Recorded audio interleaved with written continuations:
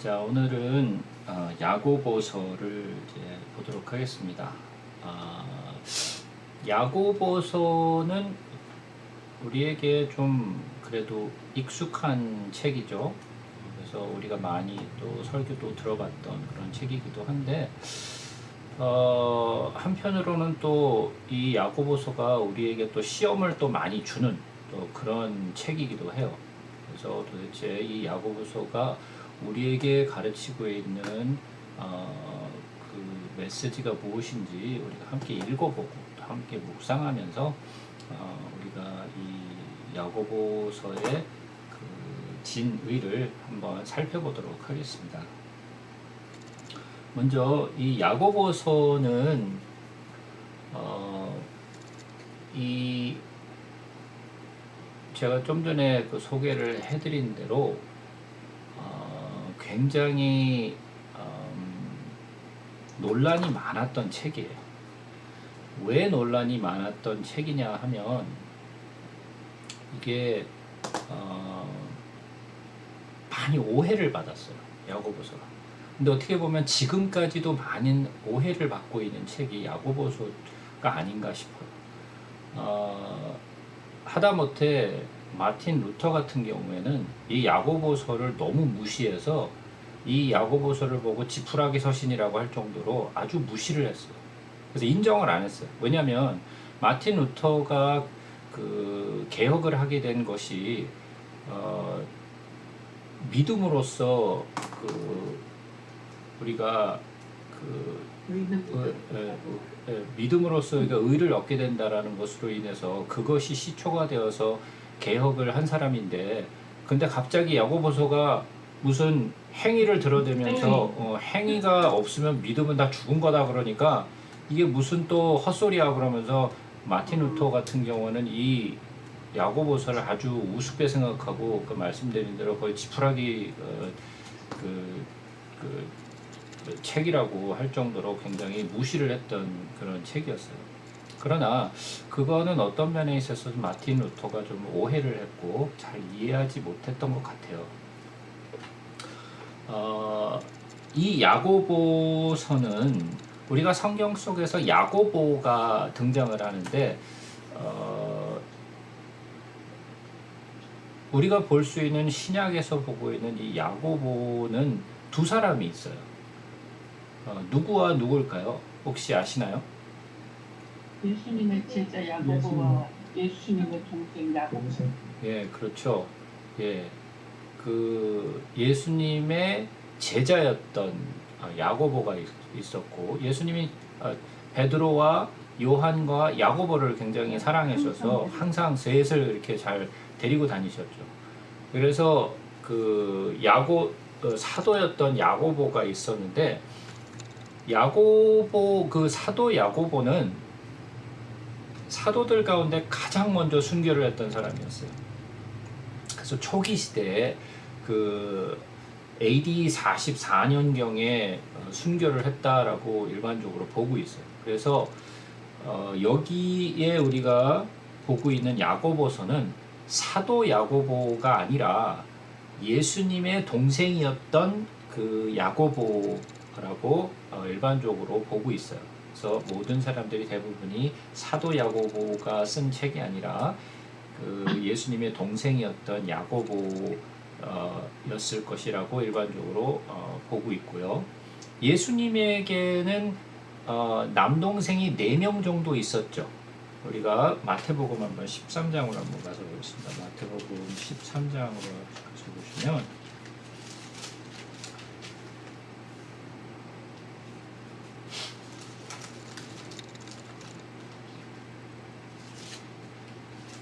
마태복음 13장 55절에 보시면 이런 말이 있죠. 이는 그 목수의 아들이 아니냐, 그 어머니는 마리아, 그 형제들은 야고보, 요셉, 시몬, 유다라 하지 않느냐, 이렇게 기록이 되어 있죠. 물론 그 다음에 보면 그 누이들은 다 우리와 함께 있지 아니하냐라고 얘기를 하고 있는데, 그 누이들은 어땠는지 모르겠지만 형제들은 야고보, 요셉, 시몬, 유다라고 우리가 알 수 있어요. 그래서 육신의 동생이 4명이 있는 걸 우리가 알 수 있는데, 여기서 그 형제들은 야고보, 요셉, 시몬, 유다라고 했기 때문에 아마도 예수님 바로 아래의 동생이 아마도 야고보였을 것이다라고 추측을 하고 있어요. 물론 이것이 항상 나이 순서대로 나오는 것은 아니지만 아마도 예수님의 바로 아래에 있었던 그 맏동생이지 않았을까라고 생각을 하고 있고요. 그리고 또 이 예수님의 동생이었던 야고보는 초기 예루살렘 그 교회에서 굉장히 중요한 지도자의 역할을 맡고 있었어요. 그래서 그에 대한 기록이 성경에도 조금 이렇게 드문드문 등장하는데, 우리가 한번 사도행전을 한번 가서 보겠습니다. 사도행전 15장으로 한번 가서 보겠습니다. 사도행전 15장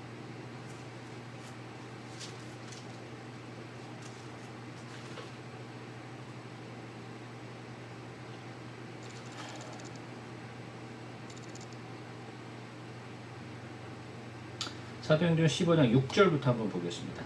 사도와 장로들이 이 일을 의논하러 모여, 여기가 지금 예루살렘에서 모여있는 사도들끼리 하는 첫 번째 그 회의였죠. 많은 변론이 있은 후에 베드로가 일어나 말하되, 형제들아 너희도 알거니와 하나님이 이방인들로 내 입에서 복음의 말씀을 들어 믿게 하시려고 오래전부터 너희 가운데 나를 택하시고, 또 마음을 아시는 하나님이 우리에게와 같이 그들에게도 성령을 주어 증언하시고 믿음으로 그들의 마음을 깨끗이 하사 그들이나 우리나 차별하지 아니하셨느니라. 그런데 지금 너희가 어찌하여 하나님을 시험하여 우리 조상과 우리도 능히 매지 못하였던 멍에를 제자들의 목에 두려느냐. 그러나 우리는 그들이 우리와 동일하게 주 예수의 은혜로 구원받는 줄을 믿노라 하니라. 온 무리가 가만히 있어 바나바와 바울이 하나님께서 자기들로 말미암아 이방인 중에서 행하신 표적과 기사에 관하여 말하는 것을 듣더니 말을 마침에 야고보가 대답하여 이르되, 형제들아 내 말을 들으라 라고 하면서, 지금 야고보가 지금 이 예루살렘 그 교회에서 그 회의를 하는 중에 그 제자들과 함께하는 첫 번째 이 회의에서 야고보가 말을 하고 있는 것을 알 수 있어요. 그래서 이 당시에 초기 예루살렘 교회에서 야고보는 굉장히 중요한 지도자로서의 위치에 있었고, 그리고 또 아마 많은 사람들이 야고보가 그 당시에 예루살렘 교회의 어떤 그 굉장히 중요한 지도자의 역할을 맡고 있었던 사람이 아닌가라고 일반적으로 보고 있어요. 그래서 여기에서 볼 수 있고, 또 쭉 넘어가서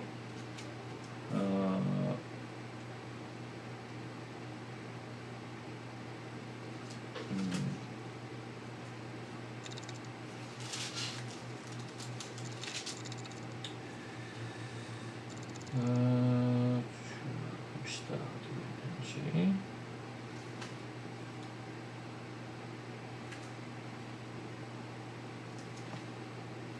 이번에는 갈라디아서를 한번 보도록 하겠습니다. 갈라디아서.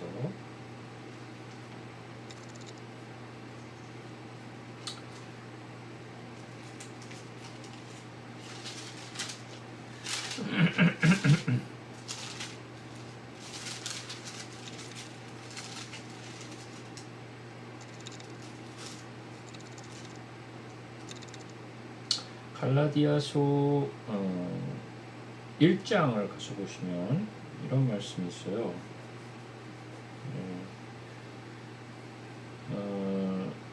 13절부터 보시게 되면 사도 바울이 이제 자기에 대해서 이제 얘기를 하죠. 내가 이전에 유대교에 있을 때 행한 일을 너희가 들었거니와 하나님의 교회를 심히 박해하여 멸하고 내가 내 동족 중 여러 연갑자보다 유대교를 지나치게 믿어 내 조상의 전통에 대하여 더욱 열심히 있었으나, 그러나 내 어머니의 태로부터 나를 택정하시고 그의 은혜로 나를 부르신 이가 그의 아들을 이방에 전하기 위하여 그를 내 속에 나타내시기를 기뻐하셨을 때 내가 곧 혈육과 의논하지 아니하고 또 나보다 먼저 된 사도된 자들을 만나려고 예루살렘으로 가지 아니하고 아라비아로 갔다가 다시 다메섹으로 돌아가노라. 그 후 3년 만에 내가 게바를 방문하려고 예루살렘에 올라가서 그와 함께 15일을 머무는 동안 주의 형제 야고보 외에 다른 사도들을 보지 못하였노라. 그래서 여기에도 그 야고보가 등장을 하죠.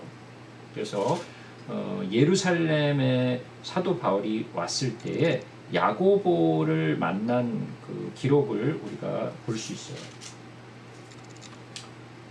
그리고 또 2장으로 넘어가서 보시면 8절부터 보시게 되면 이런 말씀이 있죠. 베드로에게 역사하사 그를 할례자의 사도로 삼으신 이가 또한 내게 역사하사 나를 이방인의 사도로 삼으셨느니라. 또 기둥같이 여기는 야고보와 게바와 요한도 내게 주신 은혜를 알므로 나와 바나바에게 친교의 악수를 하였으니 우리는 이방인에게로 그들은 할례자에게로 가게 하려 함이라. 그래서 여기서 뭐라고 나오죠? 기둥같이 여기는 야고보와 게바와 요한이라고 나오죠. 그래서 이 야고보는 초창기 예루살렘 교회에서 굉장히 중요한 지도자의 역할을 맡았을 뿐더러 또 굉장히 기둥같이 사람들이 여겼던 사람이라고 우리가 볼 수 있어요. 그래서 이 야고보는 의인 야고보라고 많이 불렸다고 해요. 그래서 많은 사람들이 야고보에 대해서 시비를 걸지 못했고, 그리고 그가 굉장히 곧고 의로운 사람이어서 많은 사람들이 존경했고, 그리고 또 그 스스로가 굉장히 낮은 자의 모습에서 예루살렘 교회를 잘 섬겼던 그러한 지도자라고 일반적으로 알려져 있어요. 그리고 또 이 야고보는 뭐 우리가 정확하게는 뭐 알 수는 없지만 뭐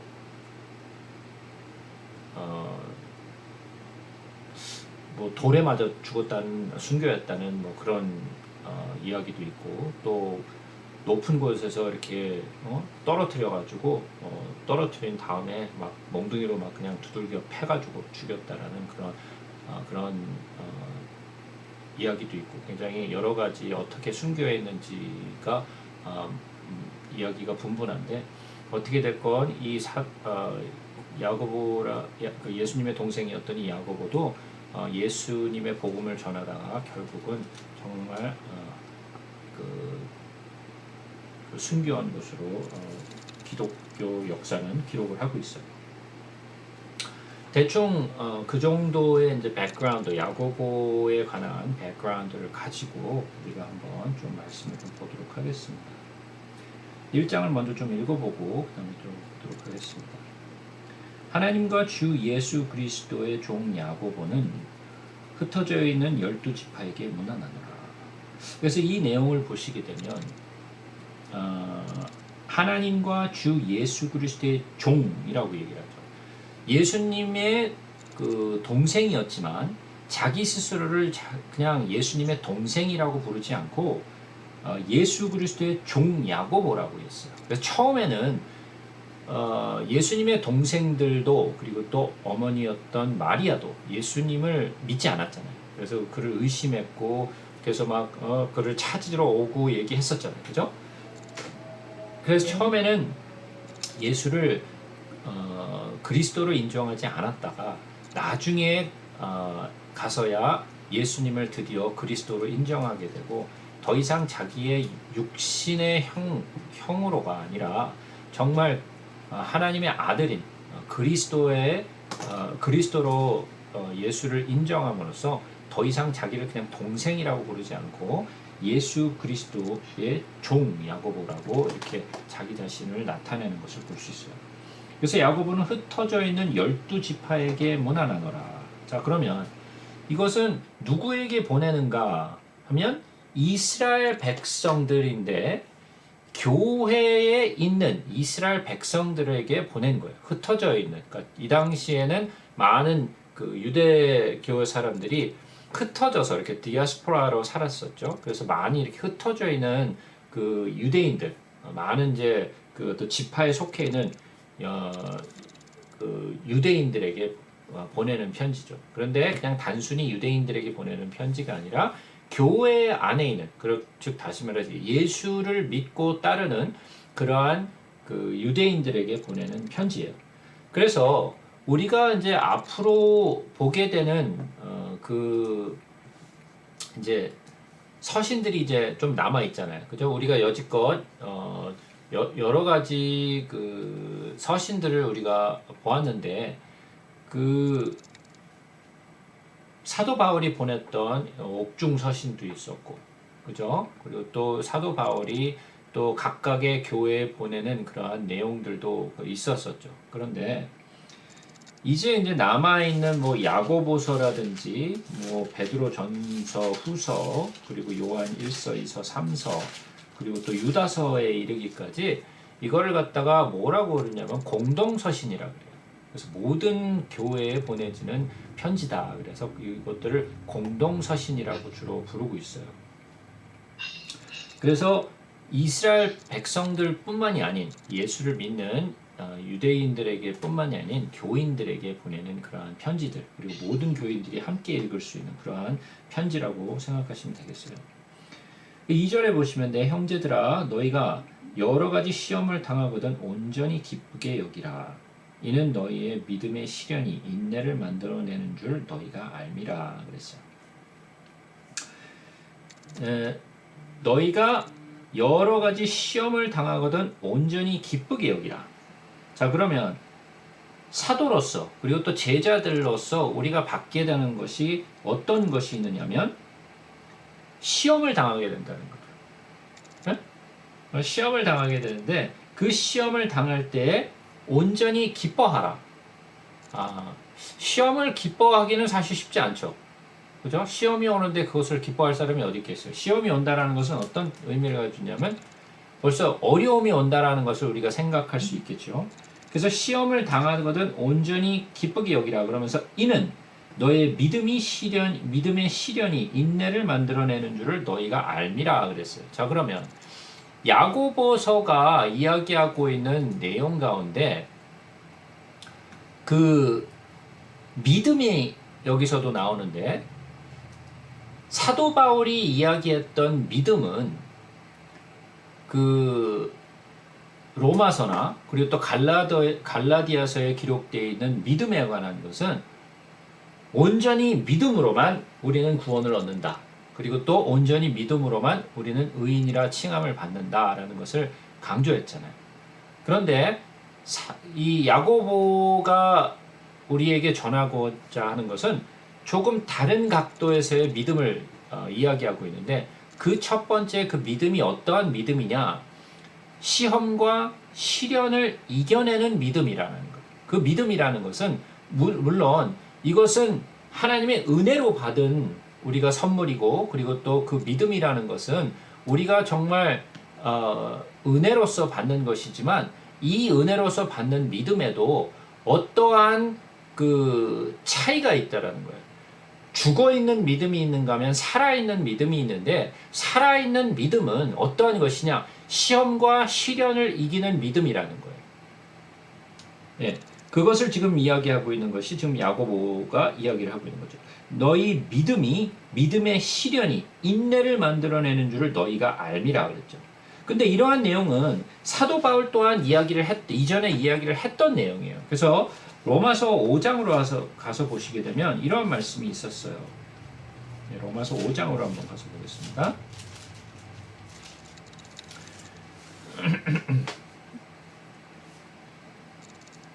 로마서 5장 1절부터 보시게 되면 이런 말씀이 있죠. 그러므로 우리가 믿음으로 의롭다 하심을 받았으니 우리 주 예수 그리스도로 말미암아 하나님과 화평을 누리자. 또한 그로 말미암아 우리가 믿음으로 서 있는 이 은혜에 들어감을 얻었으며 하나님의 영광을 바라고 즐거워하느니라. 다만 이뿐 아니라 우리가 환난 중에서도 즐거워하나니 이는 환난은 인내를, 인내는 연단을, 연단은 소망을 이루는 줄 알미로다. 라고 기록을 하고 있어요. 우리가 이전에 로마서를 다룰 때 우리가 나누었던 이야기죠. 그래서 사도 바울 또한 믿음에 대해서 이야기를 하면서 그것과 동반되어져서 나오는 것이 어떠한 것이 있느냐? 우리가 환난 중에도 즐거워하나니 이는 환난은 인내를, 인내는 연단은, 연단은 소망을 이룬다라고 기록을 하고 있어요. 그러니까 믿음에 동반되는 것들이 이러한 환난과 인내와 연단과 그리고 또 소망에 이르게 한다라는 거죠. 그죠? 그러니까 살아있는 믿음이란 어떠한 것이냐? 그냥 믿으면 다 끝이야 라고 그렇게 선포하는 것이 아니라 믿음에는 그것에 따르는 것들이 있다라는 거예요. 믿음에는 그것에 그냥 동반되어져서 살아있는 믿음이 증거하는 것들이 있는데 그 증거하는 것들 가운데 어떠한 것들이 있냐? 이런 시험과 시련을 이겨내는 것. 그리고 그 시련은 환난을 동반하고 그 환난을 통해서 우리가 인내를 배우게 되고 그 인내는 우리를 연단하게 되고 그 연단은 우리를 소망으로 이끌어 간다라는 거예요. 그래서 야고보서에서 이야기하는 이 믿음과 사도 바울이 이야기하고 있는 믿음에는 사실은 차이가 없는 믿음이에요. 그냥 다른 각도에서 어떻게 보면 사도 바울이 강조한 믿음이라는 것은 믿음의 그 시작, 믿음의 시작이라고 표현을 한다면 야고보가 표현하는 것은 그 믿음에 동반되는 것들이 무엇인가를 설명한 거예요. 그러니까 이 믿음이 다른 것을 설명한 것이 아니라 믿음의 시작과 그리고 믿음에 동반되는 것들이 어떠한 것인가를 다른 각도에서 사도 바울과 야고보가 설명을 한 거예요. 그래서 우리가 믿음을 갖는다라는 것은 시련이 동반되고 그리고 또 그 시련은 우리를 인내하게 만든다라는 거예요. 자, 그러면 예수를 잘 믿는 성도들에게 이러한 시험과 시련이 꼭 온다라는 거예요. 그리고 그것은 우리를 인내하도록 만든다라는 거죠. 그러면 인내하는 것은 어떻게 인내할 수 있나요? 우리의 능력으로 인내를 하나요? 그건 아니죠. 그죠? 제가 여러 번 말씀드렸듯이 인내라는 것은, 오래 참는 것은 우리의 속성이 아니죠. 우리의 육체에서 나오는 속성이 아니에요. 그 속성은 어디에서 나타나는 것이냐면 성령의 열매로부터 나오는 거죠. 그러면 믿음이라는 것은 우리가 성령의 감동으로서 그리고 성령의 도우심으로 말미암아 우리가 믿음을 갖게 되는데 그 믿음은 우리의 성령을 통하여 나타나는 것이기 때문에 그것 또한 우리로 하여금 인내를 할 수 있는 힘을 공급해 준다는 거죠. 우리에게 시험이 오지만 그것을 견뎌낼 수 있는, 시험을 이겨낼 수 있는 힘을 주고 그 시련을 이겨낼 수 있는 힘을 주고 그것으로 하여금 우리로 하여금 인내하게 만든다라는 거예요. 자, 오늘 우리 시작하기 전에도 우리가 잠깐 생각지도 않게 우리 집사님 가게에서 일어나고 있는 그러한 일들을 얘기했지만, 자, 그러한 일하는 사람들이 집사님에게 어떤 시험을 자꾸 주잖아요. 아, 이거를 잘라 말어 이런 시험을 주잖아요. 그죠? 예. 그 사람이 그냥 열심히 일을 했으면 이런 고민 안 하고 인내하지 않아도 될 텐데 그가 자꾸만 집사님의 인내를 테스트하잖아요. 그죠? 예. 자, 그러면 이러한 시험과 시련이 있을 때 그 시험과 시련을 이겨낼 수 있는 힘이 있는가 하면 또 그것을 포기할 수도 있는 거죠. 내가 그렇다라는 것은 믿는 이들에게 꼭 오는 것이 무엇이냐? 시험과 시련은 꼭 온다. 왜? 우리로 하여금 그것을 인내하는 힘을 가르치고 그 인내함을 통하여 우리를 연단하고 그 연단은 또 우리를 소망으로 인도하기 때문이에요. 그러니까 믿는 사람에게는 고통도 없고 시험도 없고 환난도 없다? 그거는 성경에 있지 않는 이야기예요. 근데 많은 사람들이 마치 믿는 사람들은 이러한 환난이나 고통이나 어려움이 없는 것처럼 자꾸만 얘기하시는 분들이 있는데 그거는 절대로 성경과 맞지 않는 이야기예요. 그거는 나의 바램이죠. 믿는 사람들은 걱정도 없고 고통도 없고 병도 없고 이런 것처럼 생각을 하는데 그것은 절대로 성경에서 이야기하고 있는 것이 아니에요. 우리가 마지막 때 교회가 어떠한 환난의 시간을 거쳐간다 그랬어요. 그죠? 근데 많은 교회들이 그 환난에 거치지 않는다라고 얘기해요. 환란은 이 땅에 있는 사람들만 거치는 거지 믿는 사람들은 환란을 거치지 않는다라고 자꾸만 얘기해요. 그건 자기의 바램이지. 그러나 성경은 환란을 거쳐 간다라고 얘기해요. 왜? 우리를 연단하는 과정이 필요해요. 정금같이 만드는 그 과정이 꼭 필요해요. 그래서 정말 알곡과 쭉정이를 갈라내는 그러한 과정을 동반하게 된다는 거예요.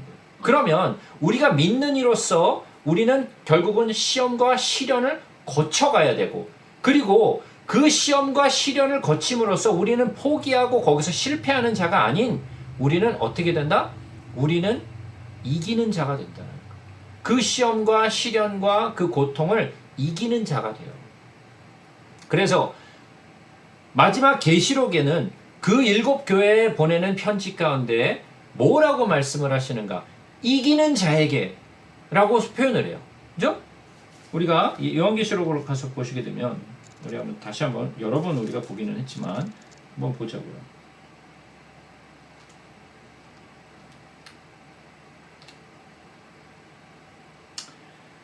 요한계시록 2장에서 가시면 에베소 교회에 보내는 말씀이 있는데 거기에 보시면 7절 보면 이런 말이 있죠. 귀 있는 자는 성령이 교회들에게 하시는 말씀을 들을지어다 이기는 그에게는. 왜? 교회는 이기게 돼 있어요. 왜? 믿는 자들은 이 시험과 시련과 환란을 이겨내요. 예수님이 뭐라 그러셨어요? 내가 세상을 이겼다라고 말씀을 하셨어요. 그죠? 그러니까 우리도 똑같이 세상을 이기는 자가 되는 거예요. 마찬가지로 두 번째 서문화 교회도 보시죠. 11절에 보면 귀 있는 자는 성령이 교회들에게 하시는 말씀을 들을지어다 이기는 자는. 예, 이기는 자죠. 버가모 교회도 마찬가지죠. 17절에 보시게 되면 이기는 그에게는. 두아디아 교회도 말씀을 하시죠. 26절에 보죠. 이기는 자와 끝까지 내 일을 지키는 그에게. 그죠? 사대교회도 마찬가지죠. 3장으로 가시면 5절 말씀은 이기는 자는. 빌라델비아 교회도 말하죠. 12절에 보면 이기는 자는. 라우디게아 교회도 말씀하시죠. 21절 이기는 그에게는. 자, 모든 7교회에게 공통적으로 말하는 것이 뭐였냐면 이기는 자에 대해서 이야기하고 있어요. 왜? 교회는 이기는 자예요. 왜? 믿는 자들은 이기는 자들이에요. 실패하지 않아요. 왜? 내 힘으로 내 힘의 능력으로 이겨내는 것이 아니라 주님께서 우리에게 이겨낼 수 있는 그 힘을 공급하시기 때문에 그래요. 그래서 이 어려움과 이 시험과 시련을 겪어내면서 우리는 결국은 이길 수밖에 없는 자가 된다라는 거예요.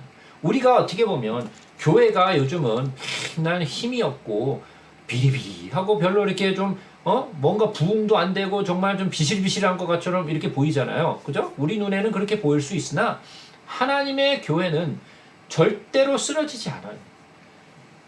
하나님의 교회는 절대로 질 수 없는 교회. 물론 마치 믿음도 없고 예수를 믿지 않는 자들이 모여갖고 교회를 이루는 것처럼 보여서 그들이 좀 비실비실하게 보이는 것들도 있지만 하나님의 그 총체적인 그 교회는 절대로 지지 않아요. 그것은 하나님의 약속이에요. 그래서 믿는 자들은 어떻게 한다?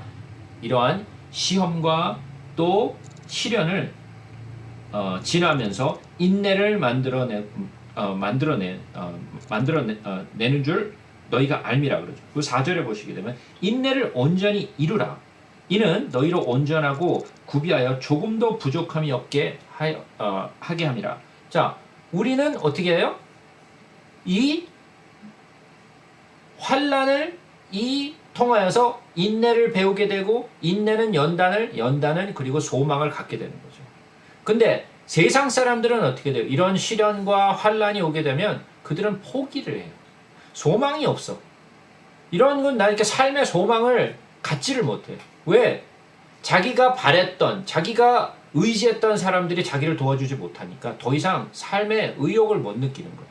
그러나 예수를 믿는 자들이라면, 진짜 믿음을 가진 자들이라면 예수를 의지하게 되고 더 힘들면 힘들수록 그를 붙들 수밖에 없고, 그죠? 그렇게 예수를 붙들게 되면 우리는 이길 수밖에 없다라는 이야기죠. 자, 우리가 구약 속에서도 많은 그 선진들을 보게 되면 한번 야곱을 한번 보자고요. 야곱은 그 하란에서 라반 그 삼촌 아래서 얼마 동안 고생을 했어요? 20년. 한 20년 고생을 했죠. 20년 동안 생고생을 했어요. 삼촌이 자기를 잘 대해주는 것처럼 하다가 웬 야곱보다 더 높은 수준으로 사기를 당했잖아요. 야곱도 보통 사기꾼이 아닌데 그것보다 한 수 위에서 야곱을 사기치는 그런 삼촌이 있었다라니까. 그죠? 그런 엄청난 사람이 있었어요. 물론 끝에는 그 삼촌을 또 속이는 그 반전의 반전을 또 이루지만 어쨌든 그 야곱도 한 20년 동안 고생을 했어요. 여러분 한번 생각해 보세요. 20년 동안 그런 사기를 자기가 믿는 삼촌에게 사기당함을 받았다고 한번 생각해 봐요. 아, 정말 힘들죠. 안 그래요? 요셉은 또 어땠나요? 요셉은 또 자기 형제들에게 미움을 받아가지고 팔려가잖아요. 그래서 애굽에 내려가고 또 얼마나 또 고생을 해요. 한 13년 동안 예굽에서 종살이를 해요. 그 생고생을 했잖아요. 그죠? 자, 모세는 어땠나요? 왕자로서 처음엔 잘 살다가 나중에 그 애굽 한 사람을 돌로 쳐서 죽이는 바람에 미디안으로 가가지고 40년 동안 그냥 생고생을 하죠. 그죠? 다윗은 어땠나요? 다윗은 왕으로 세움을 받았어요. 사무엘을 통해서 왕으로 기름 부음을 받았는데 기름 부음 받고 떵떵거리고 살았나요? 아니죠. 다윗 또한 10여 년 동안 사울에게 아주 직사게 아주 그냥 뭐 쥐잡듯이 그냥 막 쫓겨다니잖아요. 네? 죽을 고비를 한두 번 넘긴 게 아니고 사는 것도 맨날 동굴에서 이 동굴 살다가 저 동굴 살다가 맨날 쫓겨다녀. 이스라엘 땅에서 살 데가 없어갖고 하다못해 자기가 때려 죽인 그 골리앗의 고향인 그 블레셋으로 가잖아요. 미친 듯이 그런 행동도 하고. 자, 그들 또한 이러한 엄청난 시련과 고난이 있었어요. 또 하나님이 보내셨던 그 많은 예언자들은 어땠나요? 그들은 대접받고 살았나요? 아니죠. 다 생고생하고 살았죠. 그죠? 제대로 정말 대접받고 산 사람은 거의 없어요. 다 생고생했어요.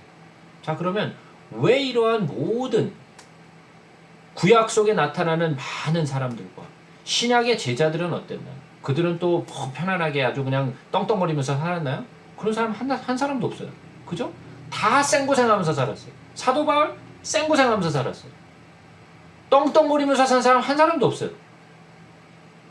자, 그러면 믿는 사람에게 오는 것은 뭐예요? 이러한 시험과 시련과 환난이 동반되어져 와요. 근데 우리는 또 교회에서 또 이런 얘기는 또 대놓고 또 못해. 또 그런 얘기하면 또 교인들 다 떨어져 나가니까. 그죠? 처음에는 이런 얘기를 못해요. 그러나 믿는 자에게 오는 것은 시험과 시련과 환난은 꼭 와요. 이것은 세상 사람들뿐만이 아니라 믿는 자들에게도 똑같이 오는 것. 그러나 그것을 대하는 우리의 자세와 그것을 또한 대처하는 자세가 믿지 않는 자들과는 완전히 다른 거예요. 왜?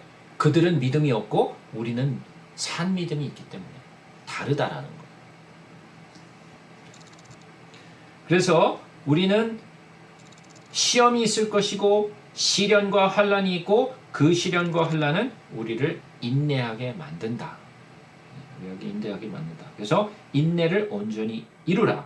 너희로 온전하고 구비하여 조금도 부족함이 없게 하려 함이라. 이게 무슨 말이야?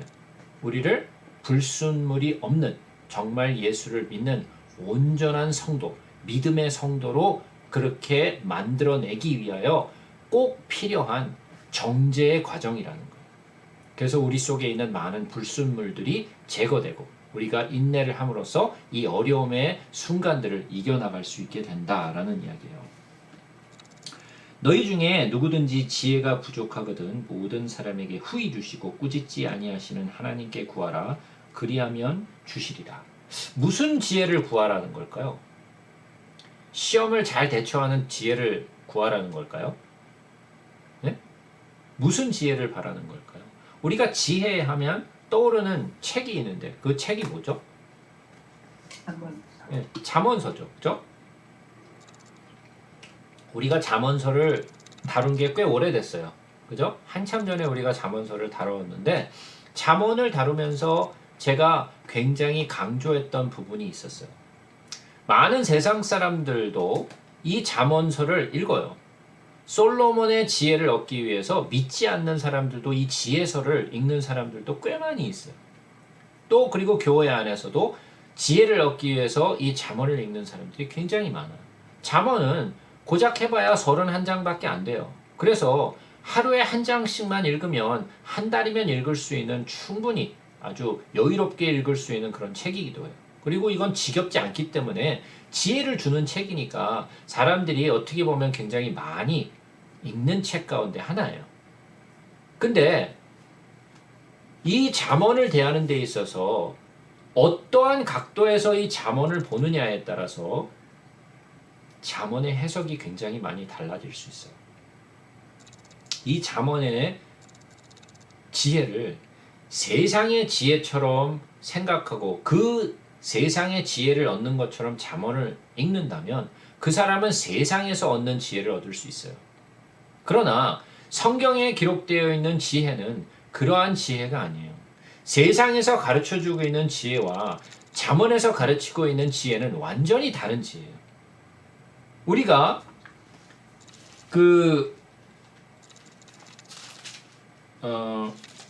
고린도전서 1장에 가서 보시면 이러한 말씀이 있죠. 고린도전서 1장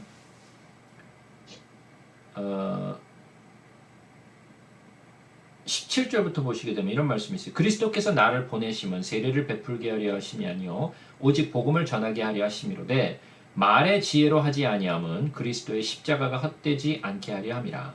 십자가의 도가 멸망하는 자들에게는 미련한 것이요 구원을 받는 우리에게는 하나님의 능력이라. 기록된 바 내가 지혜 있는 자들의 지혜를 멸하고 총명한 자들의 총명을 폐하리라.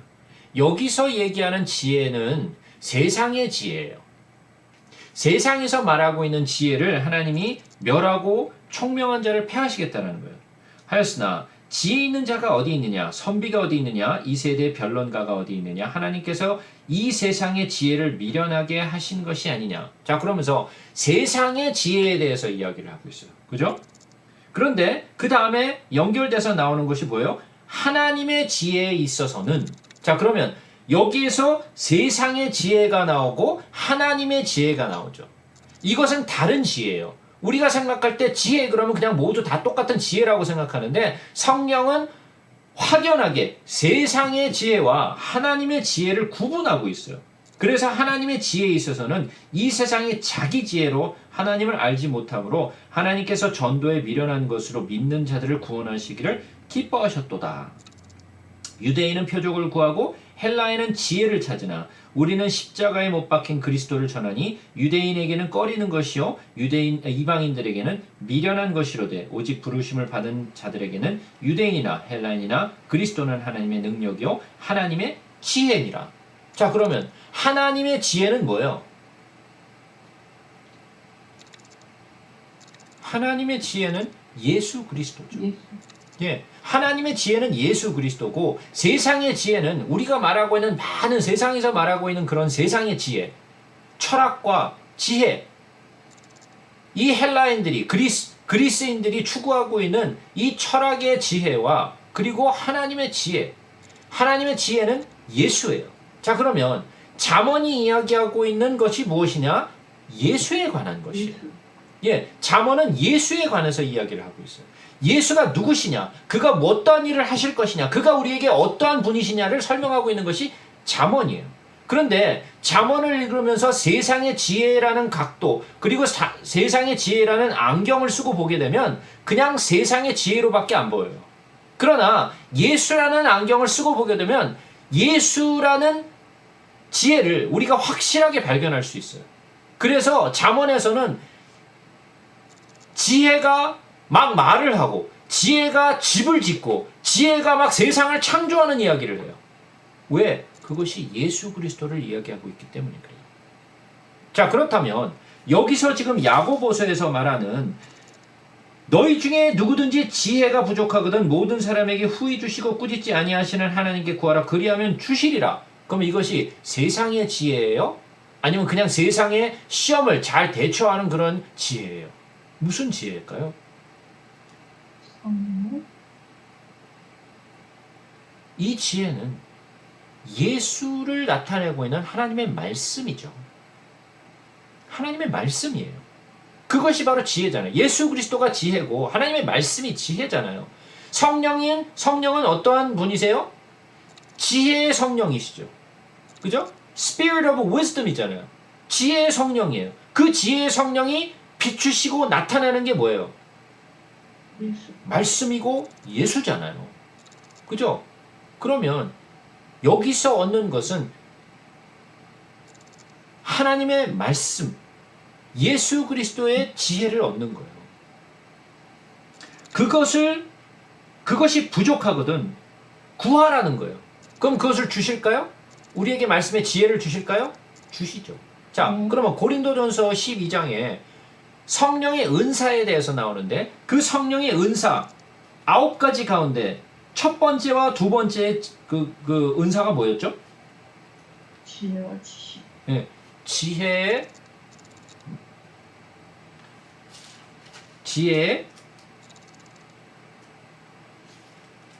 말씀을, 지식의 말씀을. 그죠? 그것이 첫 번째, 두 번째 성령의 은사였어요. 그죠?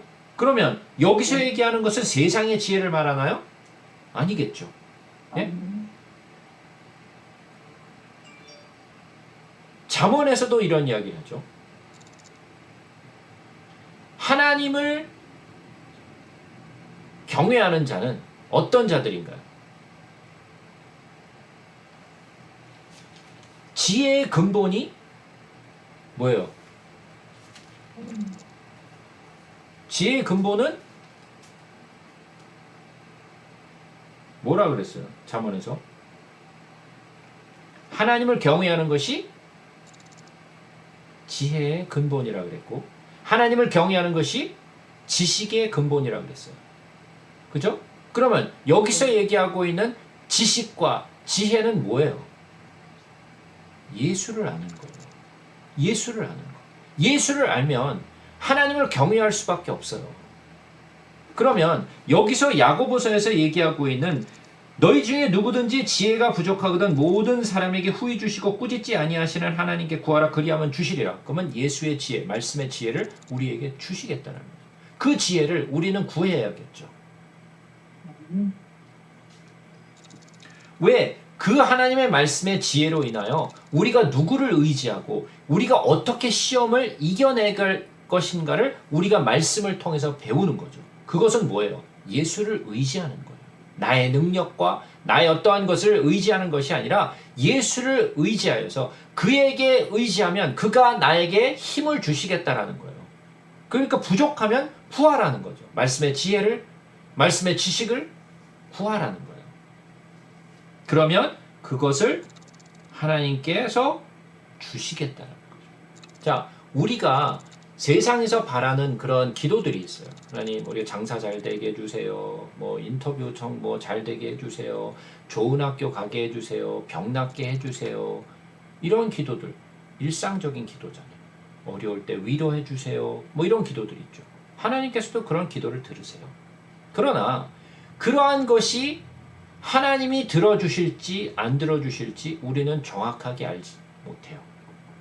그러나 하나님의 뜻대로 구하는 기도는 이루어진다 그랬어요. 그러면 그 하나님의 뜻대로 구하는 것, 그 뜻대로 구하는 건 뭐예요? 하나님의 말씀대로 구하는 거죠. 하나님의 원하시는 것을 따라서 기도하는 거죠. 그래서 요한복음 15장에는 뭐라 그랬어요? 요한복음 15장에서 제가 맨날 강조했던 것이 있었어요. 그 뭐였죠? 우리가 잘 알고 있는 하나님의 말씀. 하나. 예? 내가 하나님 아니 하나님이라. 예. 예. 그 말 말고 하나 사상. 네, 하나 사상인데 그 요한복음 15장에서 사람들이 가장 사랑하는 말이 있잖아요. 9절.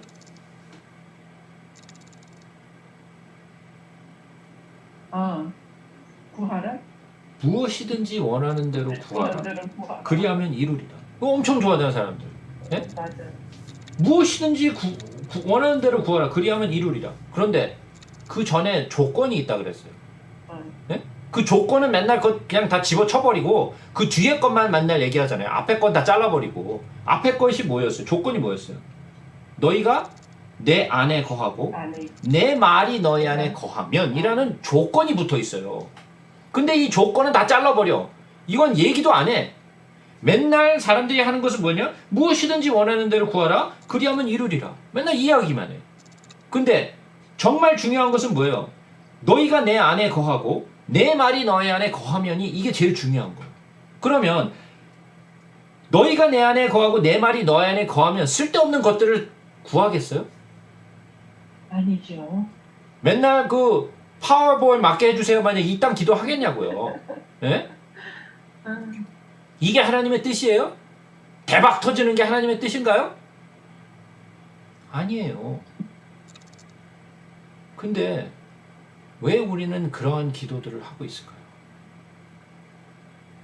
자, 그러면 하나님의 뜻대로 하는 기도, 그건 이루어진다 그랬어요. 왜? 제가 늘 말씀드렸죠. 우리가 기도를 좀 바꿔야 된다 그랬어요. 그 기도는 하나님의 약속을 붙들고 기도해야 된다 그랬어요. 그러면 하나님의 약속이 뭔지, 하나님의 뜻이 뭔지를 우리가 알아야 그걸 붙들고 기도할 거 아니에요.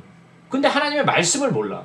하나님 뭘 약속하셨는지, 하나님이 원하시는 게 뭔지를 모른다면 우리는 무엇을 위해 기도해야 될지 모르고 기껏 하는 게 우리의 욕심을 따라서 하는 기도들밖에 없잖아요. 그죠? 그래서 이 이야기를 하고 있는 거예요. 5절이 먼저 나오는 이유가 있어요. 너희 중에 누구든지 지혜가 부족하거든 모든 사람에게 후히 주시고 꾸짖지 아니하시는 하나님께 구하라. 그리하면 주시리라. 그 지혜를 주시겠다는 거죠. 그러면서 나오는 말이 무슨 말이냐? 오직 믿음으로 구하고 조금도 의심하지 말라. 의심하는 자는 마치 바람에 밀려 요동하는 바다 물결 같으니 이런 사람은 무엇이든지 주께 얻기를 생각하지 말라. 두 마음을 품어 모든 일에 정함이 없는 자로다. 그러니까 이 5절 말씀은 빼버려. 이건 별로 중요한 이야기가 아니야. 6절부터가 중요해. 오직 믿음으로 구하고 조금도 의심하지 말라. 의심하는 자는 바람에 밀려 요동하는 바다 물결 같다 그랬어요. 그러면 믿고 기도하면 준다라는 거 아니에요. 무조건 믿고 기도하면 주는 거예요? 아니죠. 그 전에 5절 말씀에 뭐가 있어요? 지혜를 구하라 그랬잖아요. 그죠? 그럼 지혜는 뭐라 그랬어요? 하나님의 말씀의 지혜, 지식의 말씀을, 지혜의 말씀을 구하라는 거 아니에요. 그러면 지식의 말씀, 지혜의 말씀을 알고 예수 그리스도가 누구신지, 예수 그리스도가 원하시는 게 뭔지, 그의 뜻대로 구하는 기도는 어떤 거예요? 믿음으로 구하고 의심하지 말라라는 거예요. 네 욕심을 따라 구하면, 그냥 믿고 구하면 하나님께서 주신다가 아니고, 네가 하나님의 말씀을 따라서, 약속을 따라서 하나님의 뜻대로 네가 믿고 기도하는 것은 주신다라는 거예요. 뭐라 그랬어요? 5절에 너희 중에 누구든지 지혜가 부족하거든 모든 사람에게 후히 주시고 꾸짖지 아니하시는 하나님께 구하라 그랬잖아요. 이건 주신다라는 거예요. 예수 그리스도를 아는 지혜를 네가 구하면 주신다라는 거예요. 의심하지 말라는 거예요. 그 주신다라는 거예요. 근데 우리는 이것을 해석할 때 어떻게 해석해요? 무조건 내가 원하는 거 그거 있으면 의심하지 말고 기도하면 하나님이 주신다. 의심하지 말고 그걸 위해서 기도해라. 그러면 이건 완전히 다른 이야기죠. 안 그래요? 그러니까 하나님의 말씀을 있는 그대로 해석하는 것이 아니라 이것 자르고 저것 자르고 앞뒤 다 잘라버리고 내가 원하는 부분만 읽고 그 부분을 자꾸만 강조하게 되면 성경은 왜곡될 수밖에 없어요. 제가 늘 말씀드렸죠. 성경은 어떻게 봐야 된다 그랬어요. 성경은 전체를 보는 윤곽을 볼 수 있는 눈과 그리고 또 이러한 구조를 볼 수 있는 눈을 가져야 되는데 그것 또한 성경의 앞뒤를 잘 보아가면서 그리고 성경 속에서 나오는 그런 많은 이야기들을 종합적으로 봐야 된다라고 제가 말씀드렸잖아요. 그냥 한 구절 한 구절을 그냥 그것만으로만 해석할 수 없다라고 제가 수도 없이 말씀드렸잖아요. 그렇게 해석을 하게 되면 엉뚱한 해석들이 나올 수밖에 없는 거예요. 그러나 이 말씀을 온전히 이해할 수 있는 것은 5절 말씀이 전제되어 있기 때문에 그 다음 말씀을 우리가 이해할 수 있는 거예요.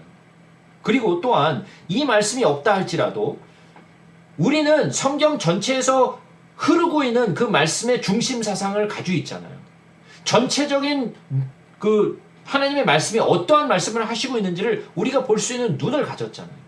그러한 눈을 가지고 이 성경 구절을 읽었을 때 이런 엉뚱한 해석, 네가 무엇이든지 그냥 원하는 것을 믿고 구하면 하나님께서 주신다라고 해석할 수 없다라는 걸 알 수 있잖아요.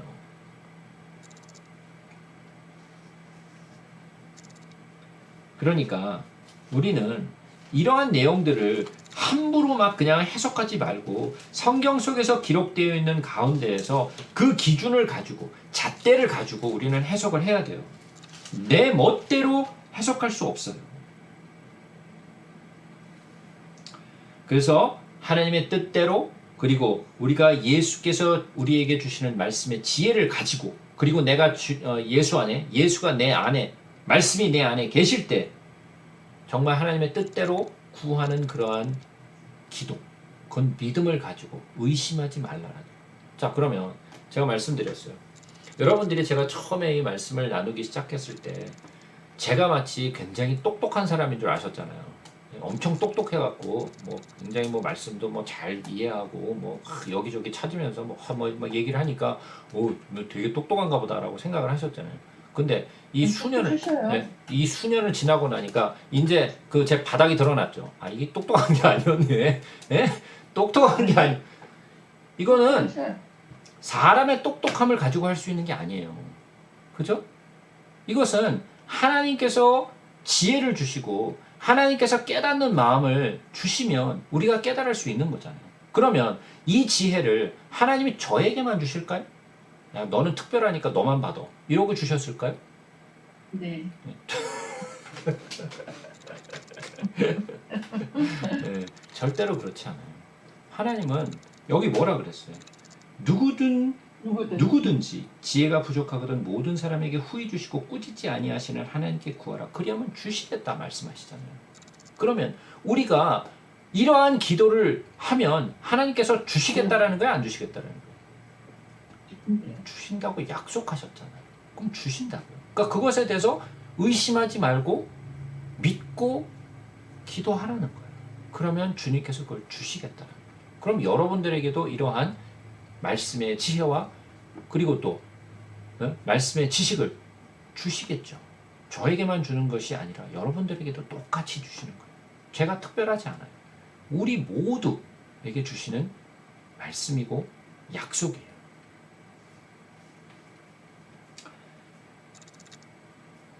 낮은 형제는 자기의 높음을 자랑하고 부한 자는 자기의 낮아짐을 자랑할지니 이는 그가 풀의 꽃과 같이 지나감이라.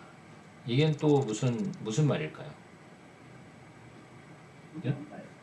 낮은 형제는 자기 높음을 자랑하고 부한 자는 자기 낮음을 자랑할지. 아니 낮은데 뭘 높음을 자랑하고 부한데 뭘 이렇게 자기가 낮음을 자랑해.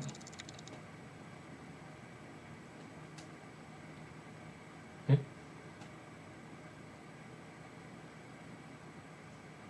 자, 예수를 믿는 자들은 어때요? 내가 가진 게 없고 내가 낮으면 네? 내가 가진 게 없고 내가 할 수 있는 게 아무것도 없으면 누구를 의지하게 될까요? 하나님. 네, 하나님을 더욱더 전적으로 의지하게 되겠죠. 왜? 가진 게 없고 의지할 게 없으니까. 그렇죠? 그러면 내가 가진 게 바닥이야.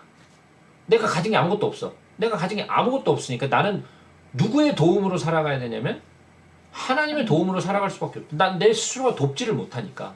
그죠? 나는 심령이 가난한 자고 나는 너무나도 가난한 자이기 때문에 하나님의 능력을 의지하면서 하루하루를 살아갈 수밖에 없어요. 그런데 내가 아무것도 없다라는 것은 오히려 하나님의 능력으로 나는 살아갈 수 있으니까 오히려 나는 그 능력이 많은 거죠. 그죠? 그러니까 낮은 자는 뭐예요? 자기의 높음을. 왜? 하나님이 나를 높이시니까. 내가 낮아지면 하나님이 나를 높이시겠다라고 약속하셨어요. 낮아지면 하나님이 나를 높이시니까 나는 그것에 대해서 자랑하라는 거예요. 내가 가진 게 없고 난 보잘것 없지만 하나님은 그러한 나를 사용하신다. 어떻게 보면 저 얘기하는 거죠. 네, 저 얘기하는 거예요. 뭐예요? 전 가진 게 없어요. 네? 아는 것도 없고 똑똑하지도 않고 아무것도 가진 게 없어. 그러니까 나는 하나님의 능력을 의지할 수밖에 없어요. 내 능력으로 살아갈 수가 없으니까. 그러니까 하나님을 의지할 수밖에 없어요. 그러니까 나는 무엇을 자랑할 수 있느냐? 나는 높음을 자랑할 수 있어요. 왜? 내가 가진 게 없으니까. 네? 할 수 있는 것도 없고 내가 똑똑하지 않고 내가 지혜가 없고 내가 가진 게 없으니까 하나님을 의지할 수밖에 없으니까 나는 높아져. 왜? 하나님이 나를 높이시니까. 그런데 오히려 가진 것이 많은 자들은 어때요? 가진 것이 많은 자들은 하나님을 의지 안 해요. 하나님을 의지 안 하죠. 부자들이 하나님을 의지 안 하죠. 그죠? 그러나 네. 여긴 뭐라 그랬어요? 부한 자는 자기의 낮아짐을 자랑하라 그랬어요. 예? 여기서는 부한 자는 자기의 낮아짐을 자랑할지라. 자, 그러면 여기서의 부한 자는 물질적으로 부한 것일까요?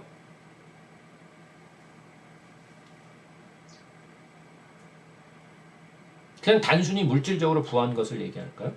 물론 그럴 수도 있어요.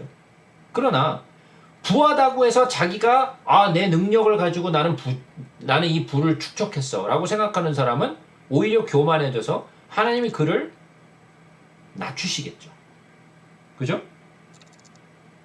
그런데 내가 가졌는데 이건 내 것이 하나도 없어요. 이건 하나님의 것이에요 라고 인정하는 사람들은 어때요? 자기를 낮추는 사람이죠. 난 많이 가졌는데 이것은 내가 얻은 것이 아니라 하나님이 나에게 맡겨주신 거라고 생각하는 사람이라면 어떻겠어요? 그 사람은 낮아질 수 있어요. 그죠? 그러니까 부자는 하나님의 나라에 들어갈 수 있다 없다? 네, 없다 그랬어요. 부자는 하나님의 나라가 들어갈 수 없다 그랬어요. 그러면 돈이 많은 사람들은 무조건 다 하나님의 나라에 못 들어가나요? 그건 아니죠. 그래서 뭐라 그랬어요, 예수님이? 부자가 하늘나라에 들어가는 것은 낙타가 바늘구멍에 들어가는 것보다 어려운데, 응? 그러나 뭐라 그랬어요? 하나님은 하실 수 있다. 하나님은 하실 수 있다 그랬죠. 하나님은 하실 수 있다 그랬어요. 그러니까 무조건 돈이 많다고 해서 하늘나라에 못 들어가는 건 아니라는 거예요. 가졌으나 낮아지는 사람들이 있다라는 거예요. 하나님이 나에게 이것을 맡겨주셨구나라고 생각하고 그것을 자기의 부유로 생각하지 아니하고 하나님께서 자기에게 맡겨주신 것을 지혜롭게 사용하는 사람이라면 그 사람은 낮은 사람이겠죠. 그죠? 그것을 자랑하라는 거예요. 이는 풀의 꽃과 같이 지나감이라. 즉 다시 말해. 그래서 뭐예요? 우리가 가진 모든 것들은 뭐라는 거예요? 꽃이 시드는 것과 같이 그리고 또 풀이 시드는 것 같이 다 지나간다. 오늘날 내가 가지고 있는 많은 부, 내가 가지고 있는 많은 지식, 내가 가지고 있는 많은 그런 그 영광들, 네? 이런 모든 것들은 뭐예요? 한순간에 지나가는 것들이에요. 이거는 영원한 것이 아니라는 거예요. 그죠? 그러니까 이것을 잘 표현한 말이 있어요. 화무시비롱이라는 말 들어보셨나요? 화무시비롱. 네? 아름다운 꽃도 시비를 못 간다는 거예요. 네? 아름다운 꽃도 시비를 못 간다는 거예요. 그러니까 이 세상의 권세도 네? 마찬가지고 이 세상의 부귀와 내가 가진 지식과 내가 가진 모든 것들이 이 세상에 가진 것들은 뭐처럼 지나간다? 풀과 꽃과 같이 지나간다는 거예요. 그러면서 뭐라 그래요? 해가 돋고 뜨거운 바람이 불어 풀을 말리면 꽃이 떨어져 그 모양의 아름다움이 없어지나니 부한 자도 그 행하는 일에 이와 같이 쇠잔하리라. 자, 지나간다는 거예요. 다 아름답게 우리가 보이고 우리가 이것은 영원할 것처럼 생각하고 있지만 다 지나가는 한 바람 같은 거라는 거예요. 내가 자랑하고 있는 모든 것들, 지혜와 지식과 명예와 학위나 돈이나 지혜나 지식이나 이런 것은 잠시 있다 없어질 것들이라는 거예요. 그러니까 그것을 의지하지 말라라는 거예요. 내가 가졌다고 자랑할 것도 없고 내가 뭔가를 가졌다고 나타낼 것도 없고, 그러니까 우리가 해야 될 것은 뭐예요? 겸손하고 하나님의 능력으로 살아가는 가기를 뭘 해야 돼요? 우리는 의지해야 된다는 거죠. 그죠? 시험을 참는 자는 복이 있나니 이는 시련을 견뎌낸 자가 주께서 자기를 사랑하는 자들에게 약속하신 생명의 면류관을 얻을 것이기 때문이라. 자, 시험을 참는 자. 아까 우리가 얘기했었죠. 믿는 자들은 시험을 당해요. 그죠? 믿는 자에게는 시험이 오고 또 믿는 자에게는 시련이 와요. 환난도 와요. 그죠? 그런데 우리에게 시험이 오고 시련도 오고 환난도 오지만 그것을 이기는 자들이라고 그랬어요. 그죠? 그것을 이기는 자들이에요. 그래서 시험을 참는 자는 복이 있나니, 여기서 시험이라는 것은 트라이얼이에요. 네? 테스트가 아니라 트라이얼. 환난. 네? 이러한 것들을 우리가 참아내는 자예요. 복이 있다 그랬어요. 왜 복이 있느냐? 이는 시련을 견뎌낸 자가, 이 시험을 통하여 시련을 견뎌낸 자가 주께서 자기를 사랑하는 자들에게 약속하신 생명의 면류관을 얻을 것이기 때문이라는 거예요. 자, 그러면 아까 제가 말씀드렸죠. 야고보가 말하고 있는 믿음이라는 것은 뭐라 그랬어요? 아까 첫 번째, 시험과 시련을 이기는 믿음이라고 했죠. 그것이 참된 믿음이라는 거예요. 믿음은 그냥 난 믿습니다가 되는 것이 아니라, 이 믿음이라는 것은 동반되는 것이 있는데 그 동반되는 것의 첫 번째가 무엇이냐? 시험과 시련을 이겨내는 믿음이라는 거예요. 그 시련과 시험을 이겨내는 믿음을 가진 자는 무엇을 얻게 된다? 생명의 면류관을 얻게 된다. 생명의 면류관을 얻게 된다. 요한 1서에도 가서 보시게 되면 이런 말씀이 있죠. 요한 1서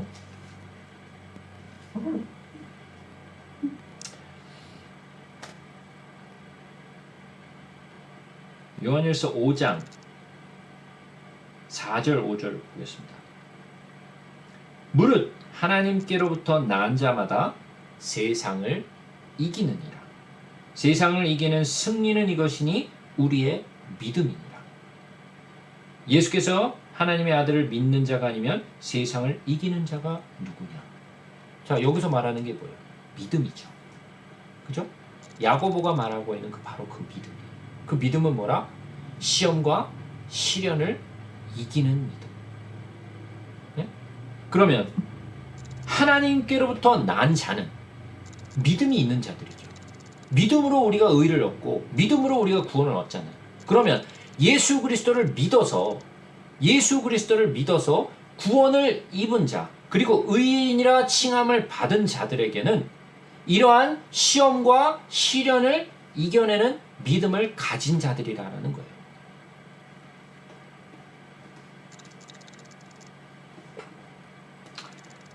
자, 두 번째, 다시 이제 야고보서로 돌아와서, 사람이 시험을 받을 때 내가 하나님께 시험을 받는다 하지 말지니 하나님은 악에게 시험을 받지도 아니하시고 친히 아무도 시험하지 아니하시니라. 여기에서 얘기하는 시험은 트라이얼이나 테스트가 아니에요. 여기서 얘기하는 시험이라는 것은 템테이션이에요. 여기서 얘기하는 시험은 또 완전히 다른 시험인데, 우리가 한국말에는 그것을 구분을 안 하고 그냥 시험이라는 그냥 한 단어로 사용했기 때문에 우리가 헷갈리는데, 이 시험은 유혹이에요. 네? 트라이얼이나 환난이나 또는 테스트가 아니라 유혹. 사람이 유혹을 받을 때는 내가 하나님께 시험을 받는다 하지 말라. 왜? 하나님은 우리를 유혹하시지 않아요. 유혹은 누가 주느냐? 마귀가 주는 거예요. 하나님이 우리를 유혹하지 않으세요. 그러면 유혹하는 이유가 뭐예요? 유혹하는 이유는 마귀가 우리를 유혹하는 이유는 우리를 세우기 위함이에요? 우리를 쓰러뜨리기 위함이에요? 쓰러뜨리려고. 유혹은 쓰러뜨리기 위함이지 세우기 위함이 아니에요. 그죠? 그러니까 사람이 시험을 받을 때 내가 하나님께 시험을 받는다 하지 말지니. 왜? 하나님은 시험을 유혹하지 않으시니까. 하나님은 악에게 시험을 받지도 아니하시고 친히 아무도 시험하지 아니하시느니라 그랬어요. 하나님은 유혹을 받지도 않으시고 유혹을 주지도 아니하신다라는 거죠.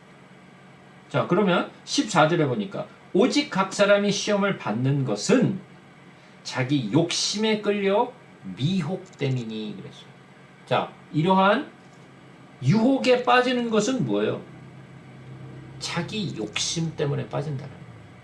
이러한 유혹은 자기 욕심 때문에 빠진다는 거예요. 자, 예수님이 40일 금식을 하셨는데 마귀가 쫓아왔어요. 그죠? 마귀가 쫓아와서 야, 이 돌덩어리를 그 떡으로 만들어 먹으라 그랬어요. 예수님이 뭐라 그랬었어요? 기록된 사람이 떡으로만 살 것이 아니요 하나님의 말씀으로 살 것이니라 그랬죠. 그러면 예수님께서 만약에 욕심이 있으셨으면 그걸 떡으로 만들어서 드셨겠죠. 그러나 예수님은 유혹을 받지도 아니하시고 또 유혹을 하시지도 않으시는 분이라 그랬어요. 유혹을 받지 않으세요. 그러니까 말씀으로 그를 물리치신 거예요. 왜? 욕심이 없으시기 때문에. 자, 저기 성전 꼭대기에 올라가서 뛰어내려 보세요. 그러면 천사가 와서 당신의 발을 다 받아들여가지고 수종을 들 거 아닙니까? 한 방에 당신이 하나님의 아들인 걸 나타내라는 거죠. 거절했죠. 단번에. 단번에 거절하셨어요. 왜?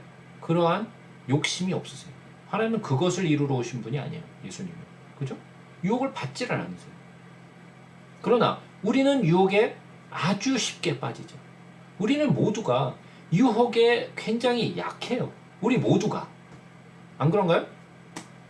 우리가 유혹에 굉장히 잘 빠지는데 그 유혹에 잘 빠지는 이유가 뭐예요? 내 욕심을 주체하지 못해서 그래요. 내 욕심을 주체하지 못해서. 우리는 그 욕심을 주체할 수 있는 능력이 있다 없다? 없어요. 없어요. 우리는. 아까 집사님이 또 그런 얘기 하셨었죠. 네? 우리 가게에서 캐시가 왔다 갔다 거리기 때문에 정직한 사람을 써야 된다라고. 네? 캐시 건들지 않는 사람을 우리가 사용해야지. 맘만 먹으면 얼마든지 자기가 그 돈 캐시를 챙겨 놓을 수 있다라고 얘기했잖아요. 그죠? 자, 그러면 그 사람은 정직하죠. 쓰셨잖아요. 그래서 그 사람은 절대로 캐시를 만지지 않아요. 정직하죠. 네? 정직하죠. 그럼 그 사람은 유혹을 받지 않는 사람이네요. 네? 돈의 유혹을 받지 않는 사람이죠. 욕심이 없어요. 뭐 해야 될지 모르는 애예요. 자, 생각해 보세요. 사람은 욕심에서 자유할 수가 없어요. 욕심에서 자유할 수 있는 사람은 단 한 사람도 없어요.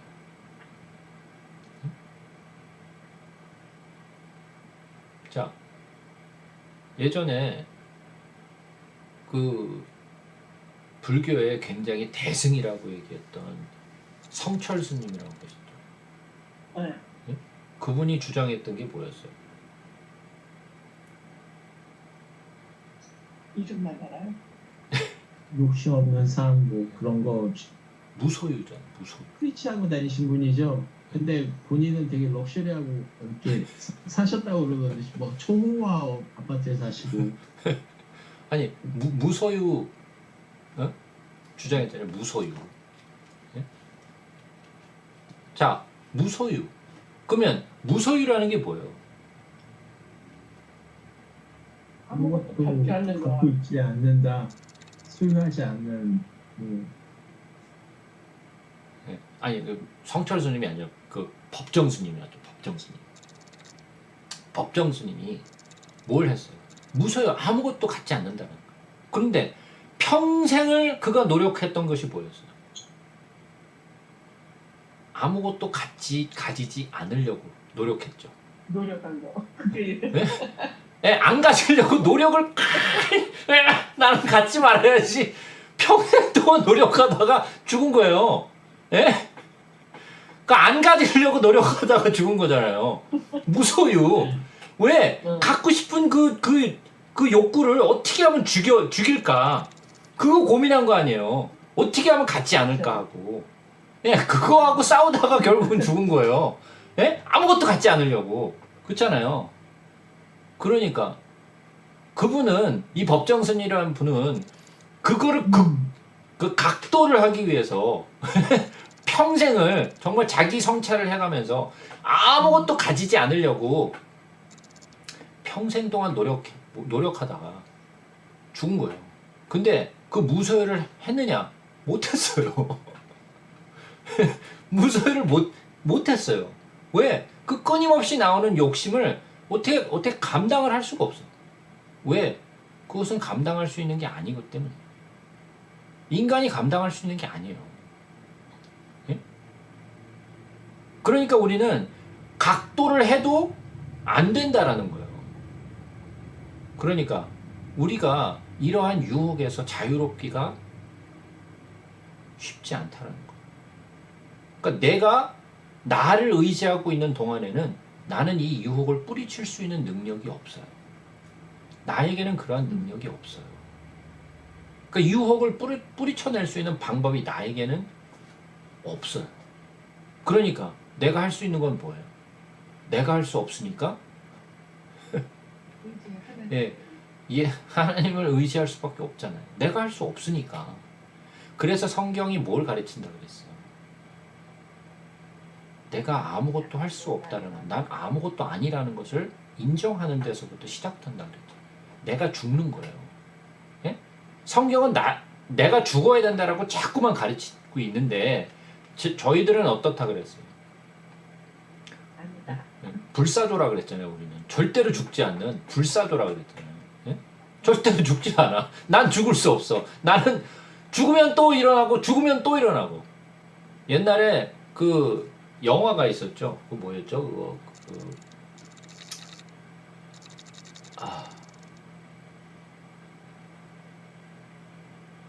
갑자기 영화 이름이 좀 딱 갑자기 잊어버렸네. 매일같이 6시에 다시 깨어나면 내가 너무 좋아하는 거 그라운드홍 데이. Groundhog Day 그 영화 기억나시죠? 보신 분들도 있고 안 보신 분들도 있을 텐데 그게 뭐냐면 그 아주 유명한 영화죠. 이 사람이 되게 뭐죠? 그 웨더맨인데 굉장히 까칠하고 사람 깔보고 막 무시하고 막 좀 그런 사람이었단 말이죠. 근데 이 사람이 무한 시간 반복에 갇혀. 예? 무슨 일을 해도 그 사람은 다음날 아침에 똑같은 일을 반복하는 거야. 그날이 계속 반복돼. 그래서 처음에는 그것을 가지고 막 자기 욕심을 부리죠. 막 여자들을 꼬시고 막 사람들한테 막 돈을 막 훔치고 막 자기 욕심대로 막 살아가요. 그러다가 이게 아니야. 어? 그래서 나중에는 포기하죠. 그래서 자기 이렇게 못 살겠다 그러고 어떻게 해요? 매일 죽어. 매일 자살해. 매일 자살했는데 그 다음날 아침에 또 6시면 일어나. 미칠라 그러죠. 예? 그러다가 어떻게 돼요? 사람이 변해가기 시작하죠. 사람이 변해가기 시작해요. 그래서 이제는 인생을 다시 보는 눈을 갖게 돼요. 그리고 이제 진짜 자기의 마음을 사람들에게 나눠주기 시작하고 사람을 사랑하기 시작하고 사람들에게 마음을 품을 수 있는 사람이 되어가죠. 그래서 나중에 진정에 자기가 정말 사랑에 빠진 그 여자한테 이 고백하죠. 나는 정말 이런 불사신 같은 신과 같은 존재로 이렇게 살아가고 있다고. 이게 저주인지 축복인지 모르겠다고. 그랬더니 그 여자가 그러죠. 그게 축복인지 그게 저주인지 당신은 모르지만 그것을 어떻게 보는 것이든 당신의 보는 시각으로 변하지 않을까요? 그런 얘기를 해요. 그러고 나서 그 다음날 그 여자와 함께 잠을 잤는데 아침에 딱 일어났는데 다른 날이야. 처음으로 다른 날이야. Today is 네, tomorrow. Today is tomorrow. 네, 그 얘기를 하죠. 네, 굉장히 유명한 영화고 아주 정말 볼만한 그런 영화인데 그런 것처럼 한번 생각해 보세요. 우리가 우리 스스로 깨닫는 거예요. 네? 아, 나는 아무것도 아니구나. 나는 아무것도 할 수 있는 능력이 없구나. 그러니까 나는 하나님을 의지하고 살아야겠다. 나는 유혹을 뿌리칠 수 있는 능력이 없으니까 하나님을 의지하고 나는 살아야겠다. 이것을 배우는 거예요. 그걸 성경 내내 내가 죽어야 된다. 너는 아무것도 아니다. 그러니까 예수가 필요하다는 것을 성경은 구약부터 신약 끝까지 강조를 하고 있는데 우리는 그것을 수도 없이 반복하면서 그거를 포기하지 못하잖아요.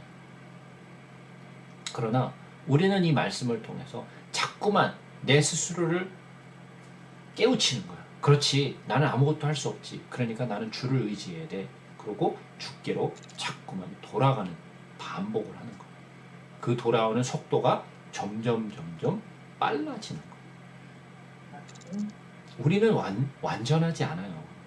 우리는 완벽한 사람이 아니에요. 제가 말씀드렸죠. 의인은 없어요. 의인은 오직 예수만이 의인이고 우리는 의인이 아니에요. 우리는 의인이라 칭함을 받은 사람들이지 우리가 의인이 아니에요. 그렇기 때문에 우리는 원래 있던 그 습성, 그 악인의 습성을 버리지 못하고 거기서 벗어나질 못해요. 최소한 우리가 육체를 가지고 있는 동안에는. 그러니까 우리가 의지해야 될 것은 빨리 자기를 포기하고 자기가 죽는 거예요. 그러니까 오직 각 사람이 시험을 받는 것은 자기 욕심에 끌려 미혹됨이에요. 예? 우리의 욕심 때문에 미혹되죠. 욕심이 잉태한 즉 죄를 낳고 죄가 장성한 즉 사망을 낳는다. 그러니까 죄를 짓는 거죠. 죄를 지으면 그 죄의 값은 사망이니까. 예? 그러니까 그것은 우리가 벗어날 수 없는 영원한 굴레 같은 거예요. 그러나 여기서 벗어나기 위해서는 우리가 예수를 믿고 그리고 의인이라 칭함을 받고 우리는 의인이라 칭함을 받은 후에도 물론 계속해서 유혹을 받고 또 그 유혹에 넘어가지만 예수 그리스도의 피로 우리는 계속 씻고 회개하고 또 예수께로 돌아갈 수 있는 길을 예수께서 열어놓으셨잖아요. 그죠? 그래서 우리는 그의 능력으로 살아가는 거예요. 내 사랑하는 형제들아 속지 말라. 온갖 좋은 은사와 온전한 선물이 다 위로부터 빛들의 아버지께로부터 내려오나니 그는 변함도 없으시고 회전하는 그림자도 없으시니라. 제가 이 말씀은 여러 번 제가 사용했었어요. 네? 이게 뭐죠? 하나님은 빛이라고 했어요. 우리가 빛인가요? 아니요. 마태복음에 우리는 세상의 빛이라고 그랬잖아요. 우리 스스로 빛을 내는 게 아니라 하나님의 안에 빛을 반사하는. 그렇죠. 우리 자체가 빛이 아니에요. 그러나 우리는 하나님의 빛을 가진 자죠. 내가 빛이 아니에요. 나는 그의 빛을 가진 자로서 그 빛을 반사하는 역할을 감당하는 거예요. 자, 한번 보세요. 이게 그는 변함도 없으시고 회전하는 그림자도 없다 그랬어요. 회전하는 그림자가 없다라는 말이 무슨 말인가요?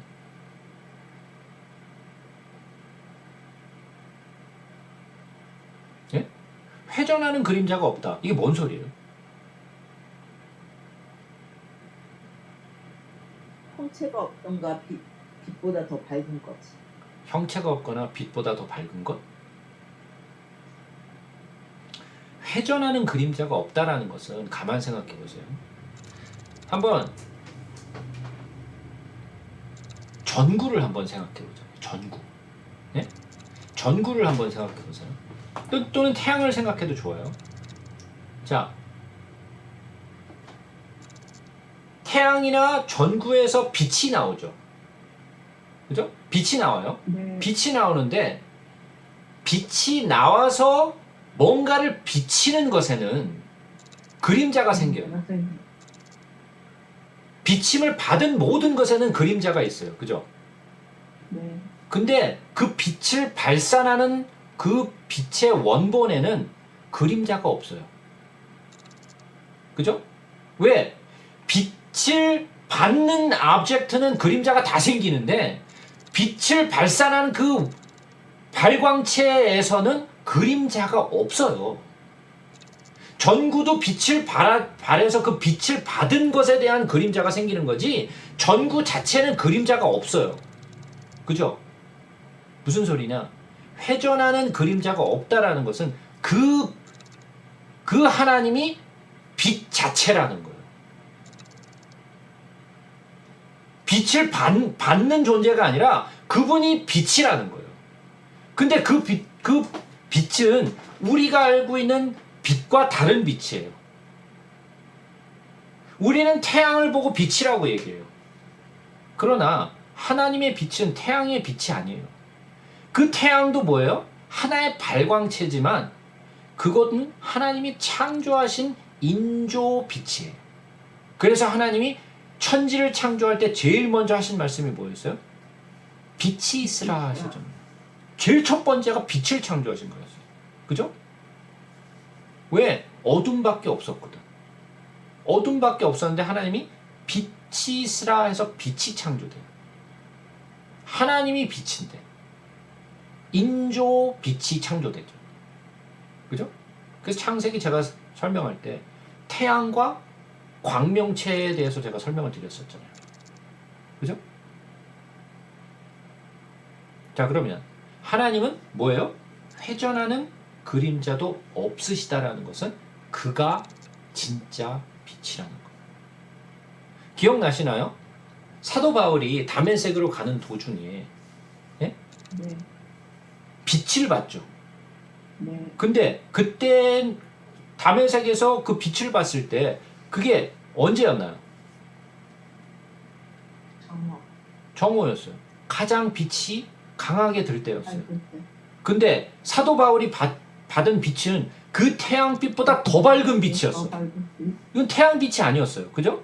태양빛이 한참 비추고 있는데 그것보다 더 밝은 빛이 비춰온 거예요. 이것은 태양빛이 아니었어요. 하나님이 창조한 빛과 하나님이신 빛은 완전히 다른 빛이에요. 그래서 그는 그 스스로가 빛이라고 얘기해요.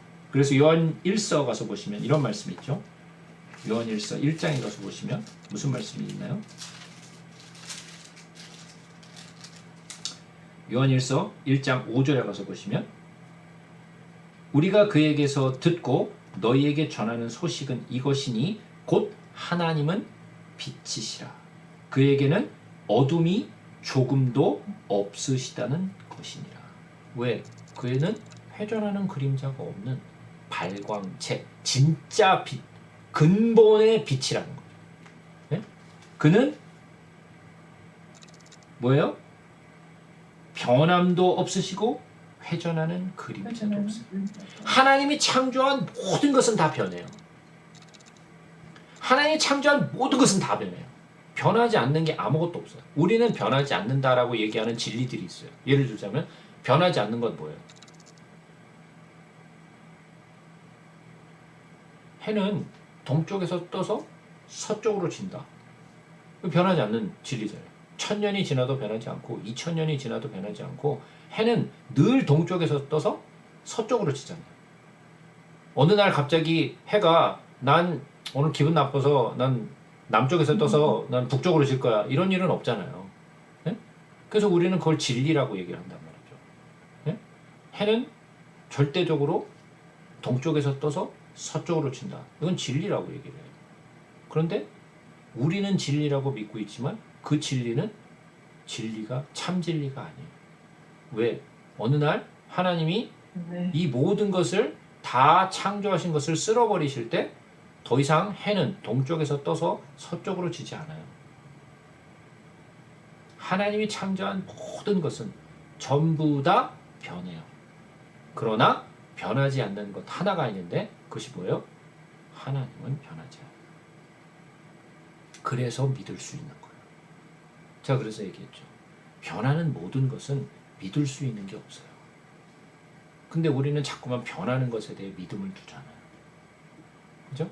모두가 다 변하는데 변하는 것에 믿음을 둬요. 돈도 변하고 사람도 변하고 예? 모든 것이 다 변해요. 그러니까 세상에는 믿을 수 있는 게 아무것도 없어요. 성경은 변하는 것을 믿으라고 얘기하지 않아요. 변하지 않는 것을 믿으라고 하죠. 그래서 우리가 믿는 것은 오직 하나님은 변하지 않으시니까 그를 믿는 거예요. 그가 그 피조물 중에서 우리로 첫 열매가 되게 하시려고 자기의 뜻을 따라 진리의 말씀으로 우리를 낳으셨느니라. 예, 그 첫 열매. 우리가 뭐예요? 그가 그 피조물 중에 우리로 한 첫 열매가 되게 하셨다. 복음의 열매죠. 복음의 열매는 뭐예요? 결국은 뭐예요? 구원이라는 거죠. 구원의 열매를 우리에게 이루신 거예요. 부활의 열매. 예? 부활의 열매는 첫 열매는 예수 그리스도셨지만 우리에게 또 첫 열매라고 말씀을 하시죠. 그죠? 첫 열매가 되게 하시려고 자기의 뜻을 따라. 누구의 뜻을 따라? 자기의 뜻을 따라. 그러니까 하나님의 뜻을 따라. 그죠? 하나님의 뜻을 따라. 진리의 말씀으로 우리를 낳으셨느니라. 무엇으로 우리를 낳으셨다고요? 진리의 말씀으로 우리를 낳으셨다. 자, 우리 로마서로 잠깐 한번 가볼까요? 로마서 8장.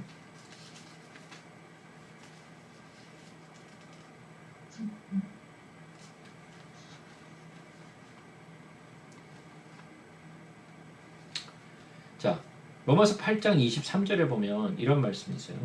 그뿐 아니라 또한 우리 곧 성령의 처음 익은 열매, 첫 열매죠 이거. 그죠? 처음 익은 열매를 받은 우리까지도 속으로 탄식하여 양자가 될 것, 곧 우리의 몸에 성령을 기다리느니라. 그 성령이 뭐예요? 구원이죠. 예? 그게 구원이에요. 우리는 뭐예요? 성령의 처음 익은 열매, 첫 열매. 예? 그 첫 열매가 되게 하시려고 자기의 뜻을 따라 진리의 말씀으로 우리를 낳으셨다는 거예요. 예. 내 사랑하는 형제들아, 너희가 알지니 사람마다 듣기는 속히 하고 말하기는 더디하며 성내기도 더디하라. 예.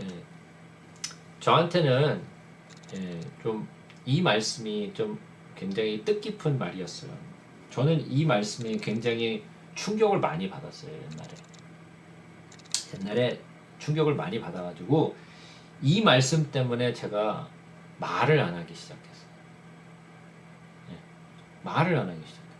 왜 말을 안 하기 시작했느냐면 사람마다 듣기는 속히 하고 말하기는 더디하며 성내기도 더디하라 그랬어요.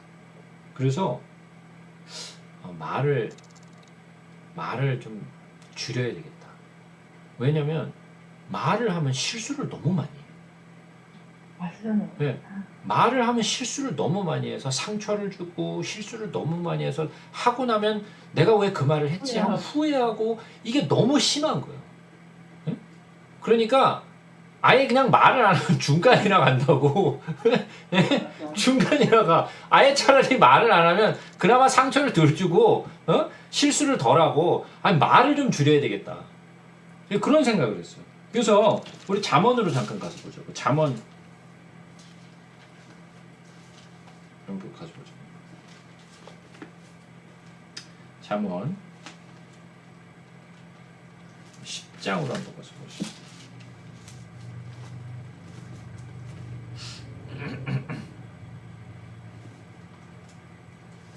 잠언 10장 19절을 한번 보겠습니다.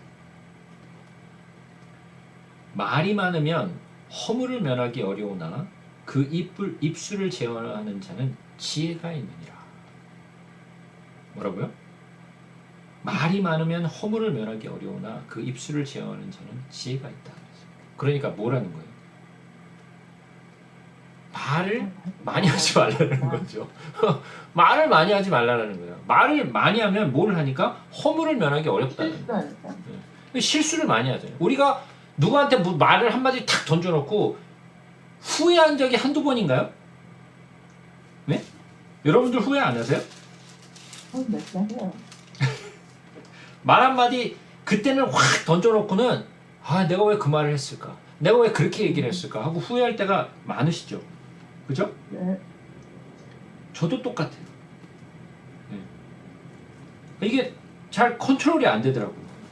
그래서 아 이거 내가 좀 말을 좀 줄여야 되겠다. 이 말을 자꾸만 많이 하니까 아 이게 정말 내 스스로가 너무 컨트롤이 안 되네 싶어가지고 말을 안 하기 시작했어. 근데 이게 말을 안 하기 시작하게 되니까 아 이거 말하는 법을 잊어버리더라고요. 원래 말하는 법이 어눌했는데 말을 안 하니까 더 못하게 되더라고요. 예? 말을 하는 법을 배워야 되는데 말을 하는 법을 배우기보다는 그냥 말을 안 해버리니까 말이 더 어눌해져갖고 더 못하더라고요. 이게 뭐 1, 2년 된 게 아니라 하도 오래돼가지고 이제는 굳어져 버렸어요. 그래서 제가 모세를 이해했어요. 모세가 뭐 하나님 그러잖아요. 예? 하나님 내가 너 보내니까 가라 그랬더니 하나님 제 입이 어눌해서 안 됩니다 그러잖아요. 제가 그때 이해했어요. 그 말이 저는 정말 이해가 됐어요. 왜? 제가 그런 경험을 했거든요. 근데 정말 말을 이 입술을 이 혀를 다스리기가 정말 너무 힘든 것 같아요. 여러분들도 아마 그러한 체험들을 많이 하셨을 거예요. 자, 잠언 17장에 한번 가서 볼까요?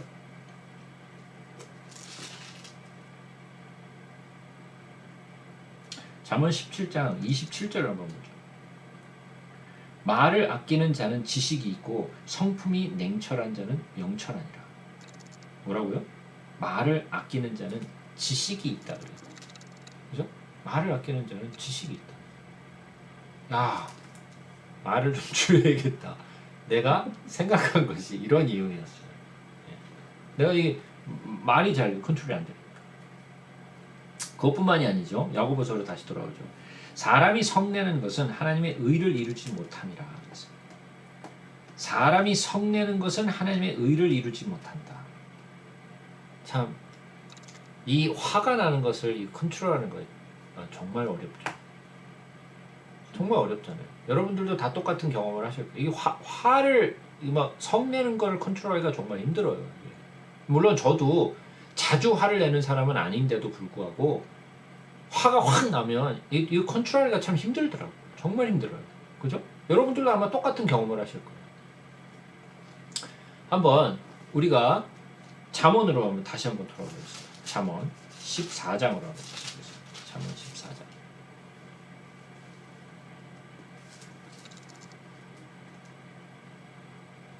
잠언 14장 29절 한번 읽어보겠습니다. 노하기를 더디하는 자는 크게 명철하여도 마음이 조급한 자는 어리석음을 나타내느니라. 노하기를 더디하는 자는 크게 명철하여도 마음이 조급한 자는 어리석음을 나타낸다. 우리가 화가 나면, 성이 나면 사람이 조급해져요. 말을 막 빨리 하고 많이 하고. 그죠? 그러니까 우리는 화를 내기 시작하면 점점 빨라지는 거예요. 말을 많이 하고 조급해지고 막 쏟아내고 그러고 나서 뒤돌면 후회하고. 그러니까 노하기를 더디해야 돼요. 또 한번 보겠습니다. 이번에는 잠언 16장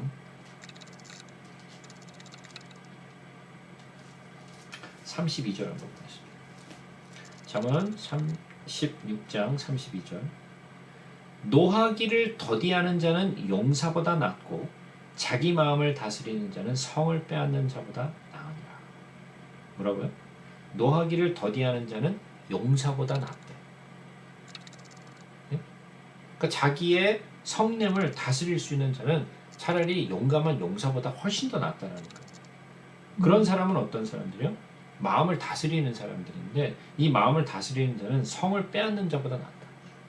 그러니까 용사보다 낫고 성을 빼앗는 그런 승리자보다 훨씬 더 나은 사람이 어떤 사람이냐? 예, 노하기를 더디하는 사람이라고. 거리하는 예, 노하기를 더디하는 사람. 이게 뭐 쉬운 말이에요. 예? 잠언 19장으로 한번 가볼까요? 잠언 19장 11절 한번 보겠습니다. 노하기를 더디하는 것이 사람의 슬기요 허물을 용서하는 것이 자기의 영광입니다. 뭐예요? 노하기를 더디하는 것이 사람의 슬기.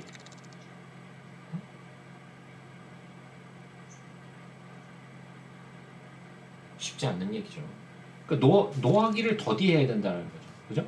노하기를 더디해야 되는데 이게 쉽지 않죠. 정말 쉽지 않아요.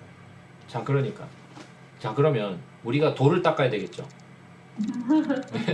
노를 더디하는 돌을 닦아야 될 거 아니에요. 그러니까 화를 성내지 않도록 내 자기 수련을 좀 해야 될 거 아니에요. 나를 막 깎는 그런 성찰을 좀 해야 되는 거 아닐까요? 나를 막 쳐서 어떻게 해서든 성내기를 더디할 수 있도록 막 해야 되잖아요. 맞나요? 성령님께 매달려야죠. 네, 그죠? 우리는 그게 컨트롤이 안 돼요. 우리가 좀 전에도 얘기했지만 우리는 이런 것을 다스릴 수 있을 만한 능력이 없는 사람들이에요. 그러니까 나는 내 스스로가 매일같이 실망하는 거예요. 아, 나는 왜 이게 안 되지? 야, 나는 이 정도밖에 안 되나? 내가 정말 성경을 알고 내가 이 정도 정말 이제 믿음이 생겼으면 좀 더 이렇게 사람이 좀 더 이렇게 좀 성찰되고 좀 이렇게 성화되어져 가서 사람이 좀 더 이렇게 좀 나은 사람으로 발전돼 가야 되는데 이게 발전되는 게 안 보여. 도대체 예나 지금이나 성경을 몰랐을 때나 지금이나 똑같아. 예? 아, 왜 나는 이게 안 될까? 나는 왜 이게 안 될까? 난 이게 왜 이게 자꾸만 성화되어져 가지 않지? 하는 실망, 좌절, 예? 막 어떨 때는 그런 것에 대한 분노, 자기 실망. 제가 말씀드렸어요. 정상이라. 잘 가고 계신 거예요. 잘 가고 계신 거예요. 네, 정말 잘 가고 계신 거예요. 왜? 무엇을 보게 되느냐? 나의 실체를 보는 거예요. 나는 이런 존재였구나. 나의 존재는 이런 존재, 이게 바로 나의 실체였구나를 매일 보게 되는 거예요. 나의 부족함, 나의 연약함, 나의 정말 쓸모없음, 나의 정말 이 스스로의 이런 정말 모자람을 내 눈을 똑똑히 뜨고 보는 거예요. 난 이런 존재였구나. 난 아무것도 아니구나. 그러니까 나는 이런 것을 해낼 수 있는 능력이 없구나. 그러니까 주님, 저를 좀 도와주세요. 이게 안 되니까 주님 오늘 또 주님 앞에 나옵니다. 그러니까 성경을 알고 정말 하나님의 말씀을 아는 사람은 뭐를 하는 사람이에요? 한순간도 하나님이 없으면 나는 살아갈 수 없다라는 것을 깨닫는 거예요. 그러니까 성령의 도움 없이는 나는 아무것도 할 수 있는 게 없어. 그러니까 매 순간순간 그를 찾을 수밖에 없어. 그죠? 왜? 그분이 아니면 나는 정말 쓸모짝이 없는 그러한 헌신짝 같은 존재이기 때문에 그분이 있어야만 나는 숨을 쉴 수 있고 그분이 있어야만 나는 정상적인 생활을 할 수 있다는 걸 깨닫게 됩니다. 그것이 성경이 가르치고 있는 거예요. 너는 그런 존재야. 나의 의는 뭐와 같다고요? 더러운 걸레. 네, 걸레라 그랬잖아요. 나의 의는 걸레예요. 내가 내세울 게 아무것도 없어요. 나의 능력도 내세울 게 아무것도 없고요. 나는 할 수 있다? 할 수 있는 아무것도 없어. 예. 물론 나는 할 수 있죠. 내게 능력 주시는 자 안에서 나는 모든 것을 할 수 있어요. 그죠? 그러나 나의 능력 가지고는 아무것도 할 수가 없어요. 그러나 내게 능력 주시는 자 안에서 나는 모든 것을 할 수 있어요. 나의 능력이 아니라 그분의 능력이기 때문에. 그래서 그를 인정하라는 거예요. 자, 다시 돌아옵니다. 21절. 그러므로 모든 더러운 것과 넘치는 악을 내어버리고 너의 영혼을 능히 구원할 바 마음에 심어진 말씀을 온유함으로 받으라. 겸손하게 이 말씀을 받으라는 거야. 무슨 말씀? 너 죽어라. 너 죽어라 라는 말씀을 온유한 마음으로 받아들이고 내가 할 수 없다라는 것을 인정하라는 거예요. 예? 너희는 말씀을 행하는 자가 되고 듣기만 하여 자신을 속이는 자가 되지 말라. 뜨끔. 네? 자, 믿음은 뭐라? 참 믿음은 뭐라? 참 믿음은 행함이 따르는 믿음이 바로 참 믿음이라는 거예요. 아까도 얘기했죠? 죽은 믿음이 있는가 하면 참 믿음이 있다 그랬어요. 그러면 참 믿음을 가진 자는 무엇을 나타낸다? 행함이 따른다라는 거예요. 그 살아있는 참 믿음은 행함이 따라온다는 거예요. 행함이 따라오지 않는 그 믿음은 가짜 믿음, 죽은 믿음이라는 거죠. 그러니까 야고보가 말하고 있는 것은 사도 바울이 얘기하고 있는 것과 반대가 아니에요. 사도 바울이 얘기했던 것은 믿음의 시초, 즉 다시 말해서 믿음은 율법의 행함으로 우리의 구원은 이 율법의 행함으로 얻어지는 것이 아니라 하나님을 믿는 믿음으로, 예수를 믿는 믿음으로 우리가 의인이라 칭함을 받는다라고 이야기를 해요.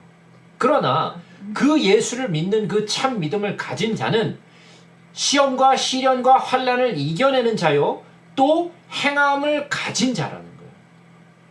만약에 예수 그리스도를 따르는 제자들과 또한 사도들이 예수님으로부터 가르침을 받고 아무것도 하지 않았다면 복음은 사장된 복음일 수밖에 없어요.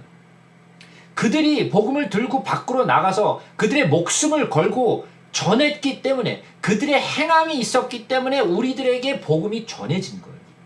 그들이 그 행동이 없고 그 행함이 없었더라면 우리에게 복음이 전해질 리가 없죠. 그 복음은 다 예루살렘에서 사장당해서 끝나버렸을 거죠. 그죠? 그러나 그들은 참 믿음을 가졌기 때문에 뭐가 따라왔어요? 행함이 따라왔다는 거예요. 그래서 그 말이 이 말이에요. 너희는 말씀을 행하는 자가 되고 듣기만 하여 자신을 속이는 자가 되지 말라. 그들은 하나님의 예수 그리스도의 말씀을 듣고 예루살렘에 머물러서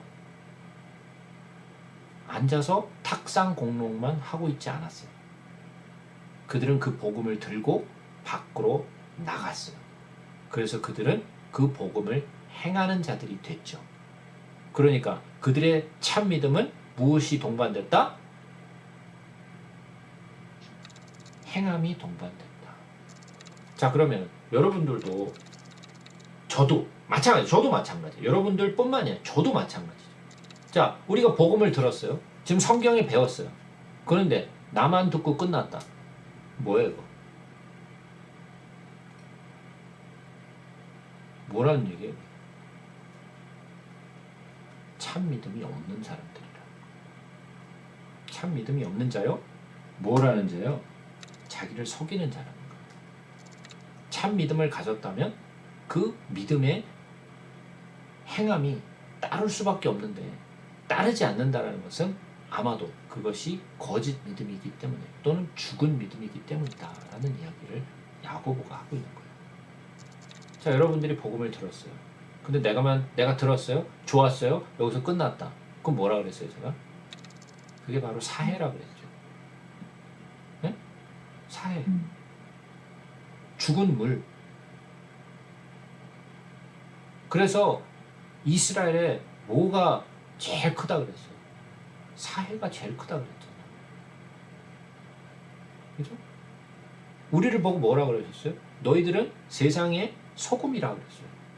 근데 소금이 모여가지고 똘똘 뭉쳐갖고 벗어나질 않으니까 뭐가 돼요? 아무것도 살지 못하는 사해가 돼버리는 거예요. 우리에게 복음이 전해졌어요. 우리에게 하나님이 말씀을 주셔서 가르치셨어요. 근데 우리만 좋았어요. 그러고 끝. 뭐예요 이거? 자기를 속이는 자가 되는 거예요. 자, 저에게 하나님이 이 말씀의 지혜를 주셨어요. 그러면 저만 좋아서 너무 좋네 이거 나만 가져야지. 그리고 제가 아무에게도 전하지 않았다면 어떻게 될까요? 혼나요. 예, 속이는 자가 되는 거예요. 하나님은 저에게 저만 들으라고 이 말씀의 지혜를 지식을 주신 게 아니겠죠. 전하라고 주신 거예요. 그죠? 이것은 내 것이 아니야. 하나님이 저에게 주신 거고 주셨으니까 이건 선물이고 내 것이 아니니까 나는 나눠야 되는 거예요. 여러분들은 어떨까요? 똑같아요. 여러분들이 복음의 말씀을 듣고 그냥 입을 싹 씻어버렸다? 여러분은 스스로가 속이는 자들이에요. 그러니까 스스로 속이는 자들이 되지 마세요. 여러분들이 정말 참 믿음을 가졌다면 그 참 믿음에는 뭐가 동반된다? 행함이 동반이 될 수밖에 없다라는 거예요. 여러분들이 정말 참 믿음을 가졌다면. 다시 한번 봅니다. 너희는 말씀을 행하는 자가 되고 듣기만 하여 자신을 속이는 자가 되지 말라. 두 번째로 말씀드렸어요. 믿음이라는 것은 행함을 동반한다. 행함이 있는 믿음. 두 번째 얘기했죠. 첫 번째 믿음은 뭐라고요?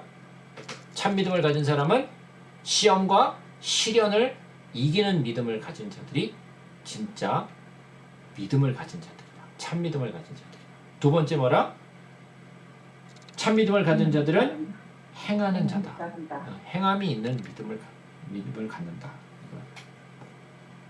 누구든지 말씀을 듣고 행하지 아니하면 그는 거울로 자기의 생긴 얼굴을 보는 사람과 같아서 제 자신을 보고 가서 그 모습이 어떠했는지를 곧 잊어버리거니와. 자, 아침에 내가 거울을 딱 봤어. 아침에 일어나서 거울을 딱 봤는데 그러고 거울을 싹 봤더니 뭘 봤지? 치매죠. 그거 치매죠. 그러니까 영적 치매 걸리지 말라는 거예요. 봤는데 뭘 봤지? 이러고 고개를 돌렸는데 뭘 봤지? 이러면 영적 치매 아니에요 이거. 안 그래요? 세상에서의 육체의 치매만을 두려워하지 말고 영적 치매 또한 두려워하라는 거예요. 네? 누구든지 말씀을 듣고 행하지 아니하면 그는 거울로 자기의 생긴 얼굴을 보는 사람과 같아서 제 자신을 보고 가서 그 모습이 어떠했는지를 곧 잊어버리는 자라. 무서운 얘기예요. 그러니까 여러분들도 이 복음의 메시지를 듣고 성경을 깨닫는 마음을 하나님이 우리에게 주셨으면 이 복음을 내가 어디 가서 정말 정규 코스를 가르치고 이게 아니라 내가 만나는 자마다 내가 정말 사람들에게 줄 수 있는 그러한 모든 이 말씀의 지혜를 전해야 되잖아요. 그죠? 전하지 않는 것은 정말 영적 치매가 걸린 사람이에요. 그러니까 여러분들은 그 영적 치매에 걸리지 마세요.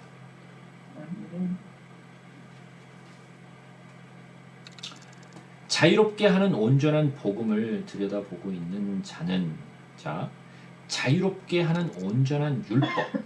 이게 뭐냐면 이게 복음이에요.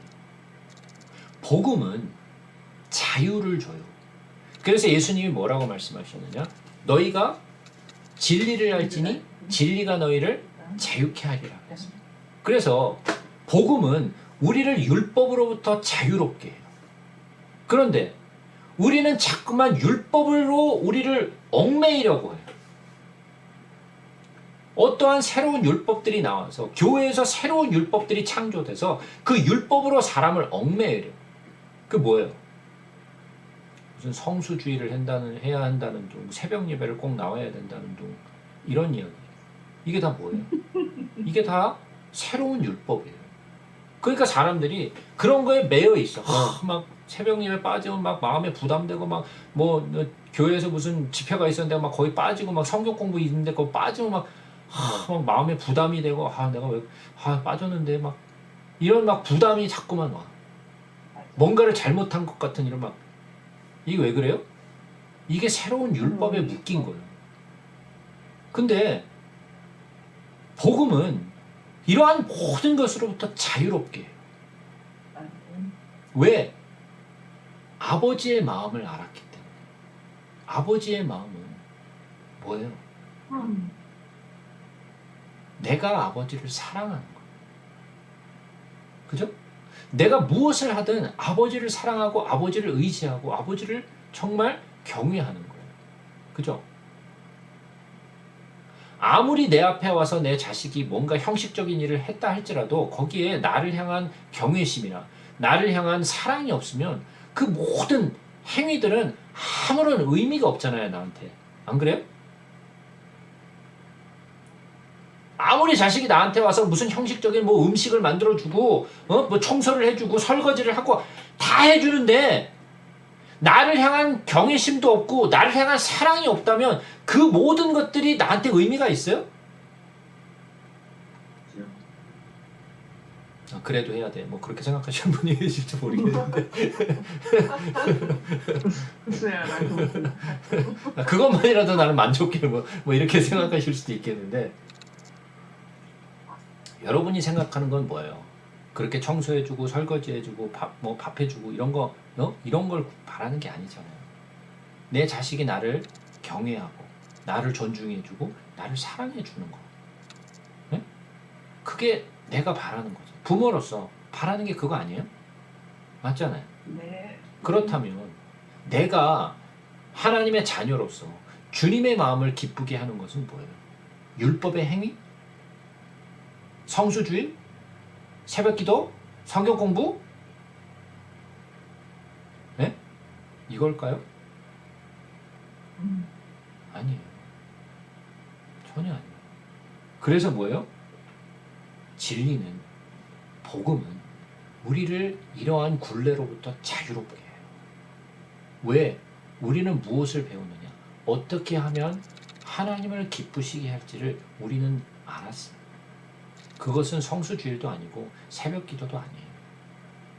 물론 자기가 그것을 너무 주님께 드리고 싶어서 한다면 그건 귀한 거예요. 새벽기도도 예배도 귀한 거예요. 왜? 내가 주님께 정말 드리고 싶어서 드리는 거니까. 근데 그런 거 말고 주일이 되니까 내가 가야 되고 내가 새벽기도 가야 되니까 거기 가야 된다면 그건 아무런 의미가 없는 거예요. 이해가 되시죠? 제가 성수주의를 하지 마라. 새벽기도 안 나가도 된다. 이런 이야기가 아니고 정말 내 마음이 어디 있는가가 가장 중요하다는 이야기예요. 내가 주를 향한 사랑이 있는가. 내가 주를 정말 주님께 내가 새벽에 기도하고 싶은 마음이 너무 간절해서 내가 가는 건 정말 좋은 일이죠. 내가 주일날 내가 정말 주를 예배하고 싶은 마음이 너무 간절해서 정말 예배 가서 정말 드리는 그 마음 너무 귀하죠. 그러나 그런 것이 아닌 주일이 됐으니까 새벽이 됐으니까 가는 거라면 그거는 아니에요. 그래서 자유롭게 하는 온전한 율법을 들여다보고 있는 자, 즉 다시 말해서 그 복음 안에 있는 자라는 거예요. 그 복음 안에 있는 자는 듣고 잊어버리는 자가 아니요 실천하는 자이니 이 사람은 행하는 일에 복을 받으리라. 그 행하는 일에, 복음을 전하는 일에, 말씀을 가르치는 일에, 예배하는 일에 복을 받겠다라는 거예요. 이게 뭐예요? 금전적인 복이에요? 아니죠. 예수의 복이죠. 누구든지 스스로 경건하다 생각하며 자기 혀를 재갈 물리지 아니하고 자기 마음을 속이면 이 사람의 경건은 헛것이라. 예, 자기의 혀를 재갈 물리지 않는 사람. 자기 스스로 경건하다 생각하고. 자, 여러분 보세요. 우리가 말씀을 조금 안다고 해서 우리가 경건한 사람들인가요? 네? 여러분들 좀 말씀을 좀 더 많이 깨달아서 경건한 사람이에요? 여러분 보시기에 제가 말씀을 가리키니까 경건한 사람처럼 보이세요? 천만의 말씀. 천만의 말씀. 그런 착각하지 말라고 제가 처음부터 말씀드렸어요. 그런 착각하지 마세요. 우리가 성경을 조금 더 안다고 해서 성경을 가르칠 수 있는 능력을 가졌다고 해서 우리가 경건한 사람은 아니에요. 우린 다 뭐예요? 우리는 주님 앞에 다 똑같은 모자라고 부족하고 연약하고 그러한 존재들이에요. 다 똑같아요. 잘난 사람 아무도 없어요. 그래서 정말 말씀을 아는 사람들은 어떻게 돼요? 자기를 낮출 수밖에 없어요. 자기가 낮아져. 익은 벼가 고개를 숙이듯이 알면 알수록 내 스스로의 존재를 깨닫게 되니까 온유해지는 거예요.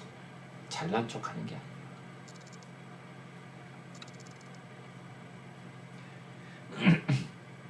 하나님 아버지 앞에서 정결하고 더러움이 없는 경건은 곧 고아와 과부를 그 환난에서 돌보고 또 자기를 지켜 세 속에 물들지 아니하는 그것이니라. 자, 하나님 앞에서 정결하고 더러움이 없는 경건은, 이 경건은 나에게서 온 거예요? 아니면 하나님의 능력으로 온 거예요? 네, 하나님의 능력으로 온 경건이죠. 나의 경건이 아니에요. 나의 덧닦음으로 오는 경건이 아니에요. 이거는 예. 하나님이 주시는 그 경건은, 정결하고 더러움이 없는 그 경건은 곧 고아와 과부를 그 환난 중에서 돌보고 또 자기를 지켜 세 속에 물들지 않는 그것이니라. 왜 이러한 이야기를 야고보가 했느냐 하면 초기 교회 시대에, 네? 초대 교회 시대에 사람들이 사도 바울이 가르치기를 의는 믿음으로 얻는 것인데, 네? 그냥 믿으면 되지. 그냥 믿으면 되지. 그러면 다 되는 건데, 믿음으로 구원을 얻고 믿음으로 의를 얻는 것인데, 믿음으로 의인이라 칭함을 받는 것인데, 그거면 됐지. 뭘 더해. 그거 사람들이 아무것도 안 하는 거야. 그러니까 야고보가 그건 아니다라는 거지. 그건 아니야. 너희들이 정말 참 믿음을 가졌다라면 너희들은 그 믿음 때문에 행함이 나올 수밖에 없고, 그 행함 때문에 고아를 돕고 또 과부를 돕고 사람들에게 좀 부족하면 그것을 또 나눠주고 하는 것이 참 믿음이야 라고 야고보가 가르친 거예요. 이해가 되세요? 네. 사람들이 그냥 뭐 구원은 믿으면 된다며, 의인은 그냥 믿음으로 산다며, 그럼 믿으면 됐지 뭐. 그럼 더 이상 뭘 더해? 아무것도 안 하니까. 야고보가 그거 아니다. 참 믿음이란 바로 이런 것이다 라고 야고보서를 쓰게 된 거예요. 그러니까 야고보서가 만약에 성경에 없었다, 큰일 나는 거예요. 그러니까 야고보서는 뺄 수 없는 거예요. 네? 무슨 말인지 이해가 되세요? 마틴 루터가 이 야고보서를 보면서 이 지푸라기 그 서신이라고 그렇게 무시하고 만약에 이거 아니다 그러고 뭐 빼버렸다, 난리 나는 거예요. 그러면 무슨 일이 일어났을까요? 나만 믿으면 되고 나만 믿어서 구원 받았는데 더 이상 뭘 더 해? 이러고 끝나버렸을 거라는 거죠. 그러니까 야고보서가 이 성경 안에 들어온 것에 대해서 우리는 정말 감사하게 생각해요. 왜? 참 믿음이란 무엇인가를 야고보서가 가르쳐주기 때문에. 사도 바울의 가르친 그 믿음에 대해서는 사람들이 이해하는데 이 행함을 오히려 깨닫지 못한다면 그냥 거기서 잘못 이해하고 끝나버릴 수 있다는 거죠. 그러나 야고보서가 우리의 정경 가운데 들어왔기 때문에, 이게 공동서신 안에 들어와 있어서 참 믿음이라는 것은 그냥 나만 믿고 끝나는 것이 아니라 이 믿음이라는 것은 시험과 시련을 믿어내는 믿음이요 또 행함이 있는 믿음이라는구나, 이것을 깨닫게 해주는 거죠. 물론 나머지 이제 그 장을 통해서 더 많은 것들을 그 참 믿음이란 무엇인가를 설명하지만 이러한 것들을 교회에게 가르쳐주게 됐다는 거. 그러니까 우리에게 있어서는 굉장히 소중한 서신이에요. 그러니까 여러분들이 이 야고보서를 통해서 참 믿음이란 무엇인가를 다시 한번 이렇게 새기는 그런 시간이 됐으면 좋겠습니다. 자, 오늘은 여기까지 하겠습니다. 질문 있으신가요?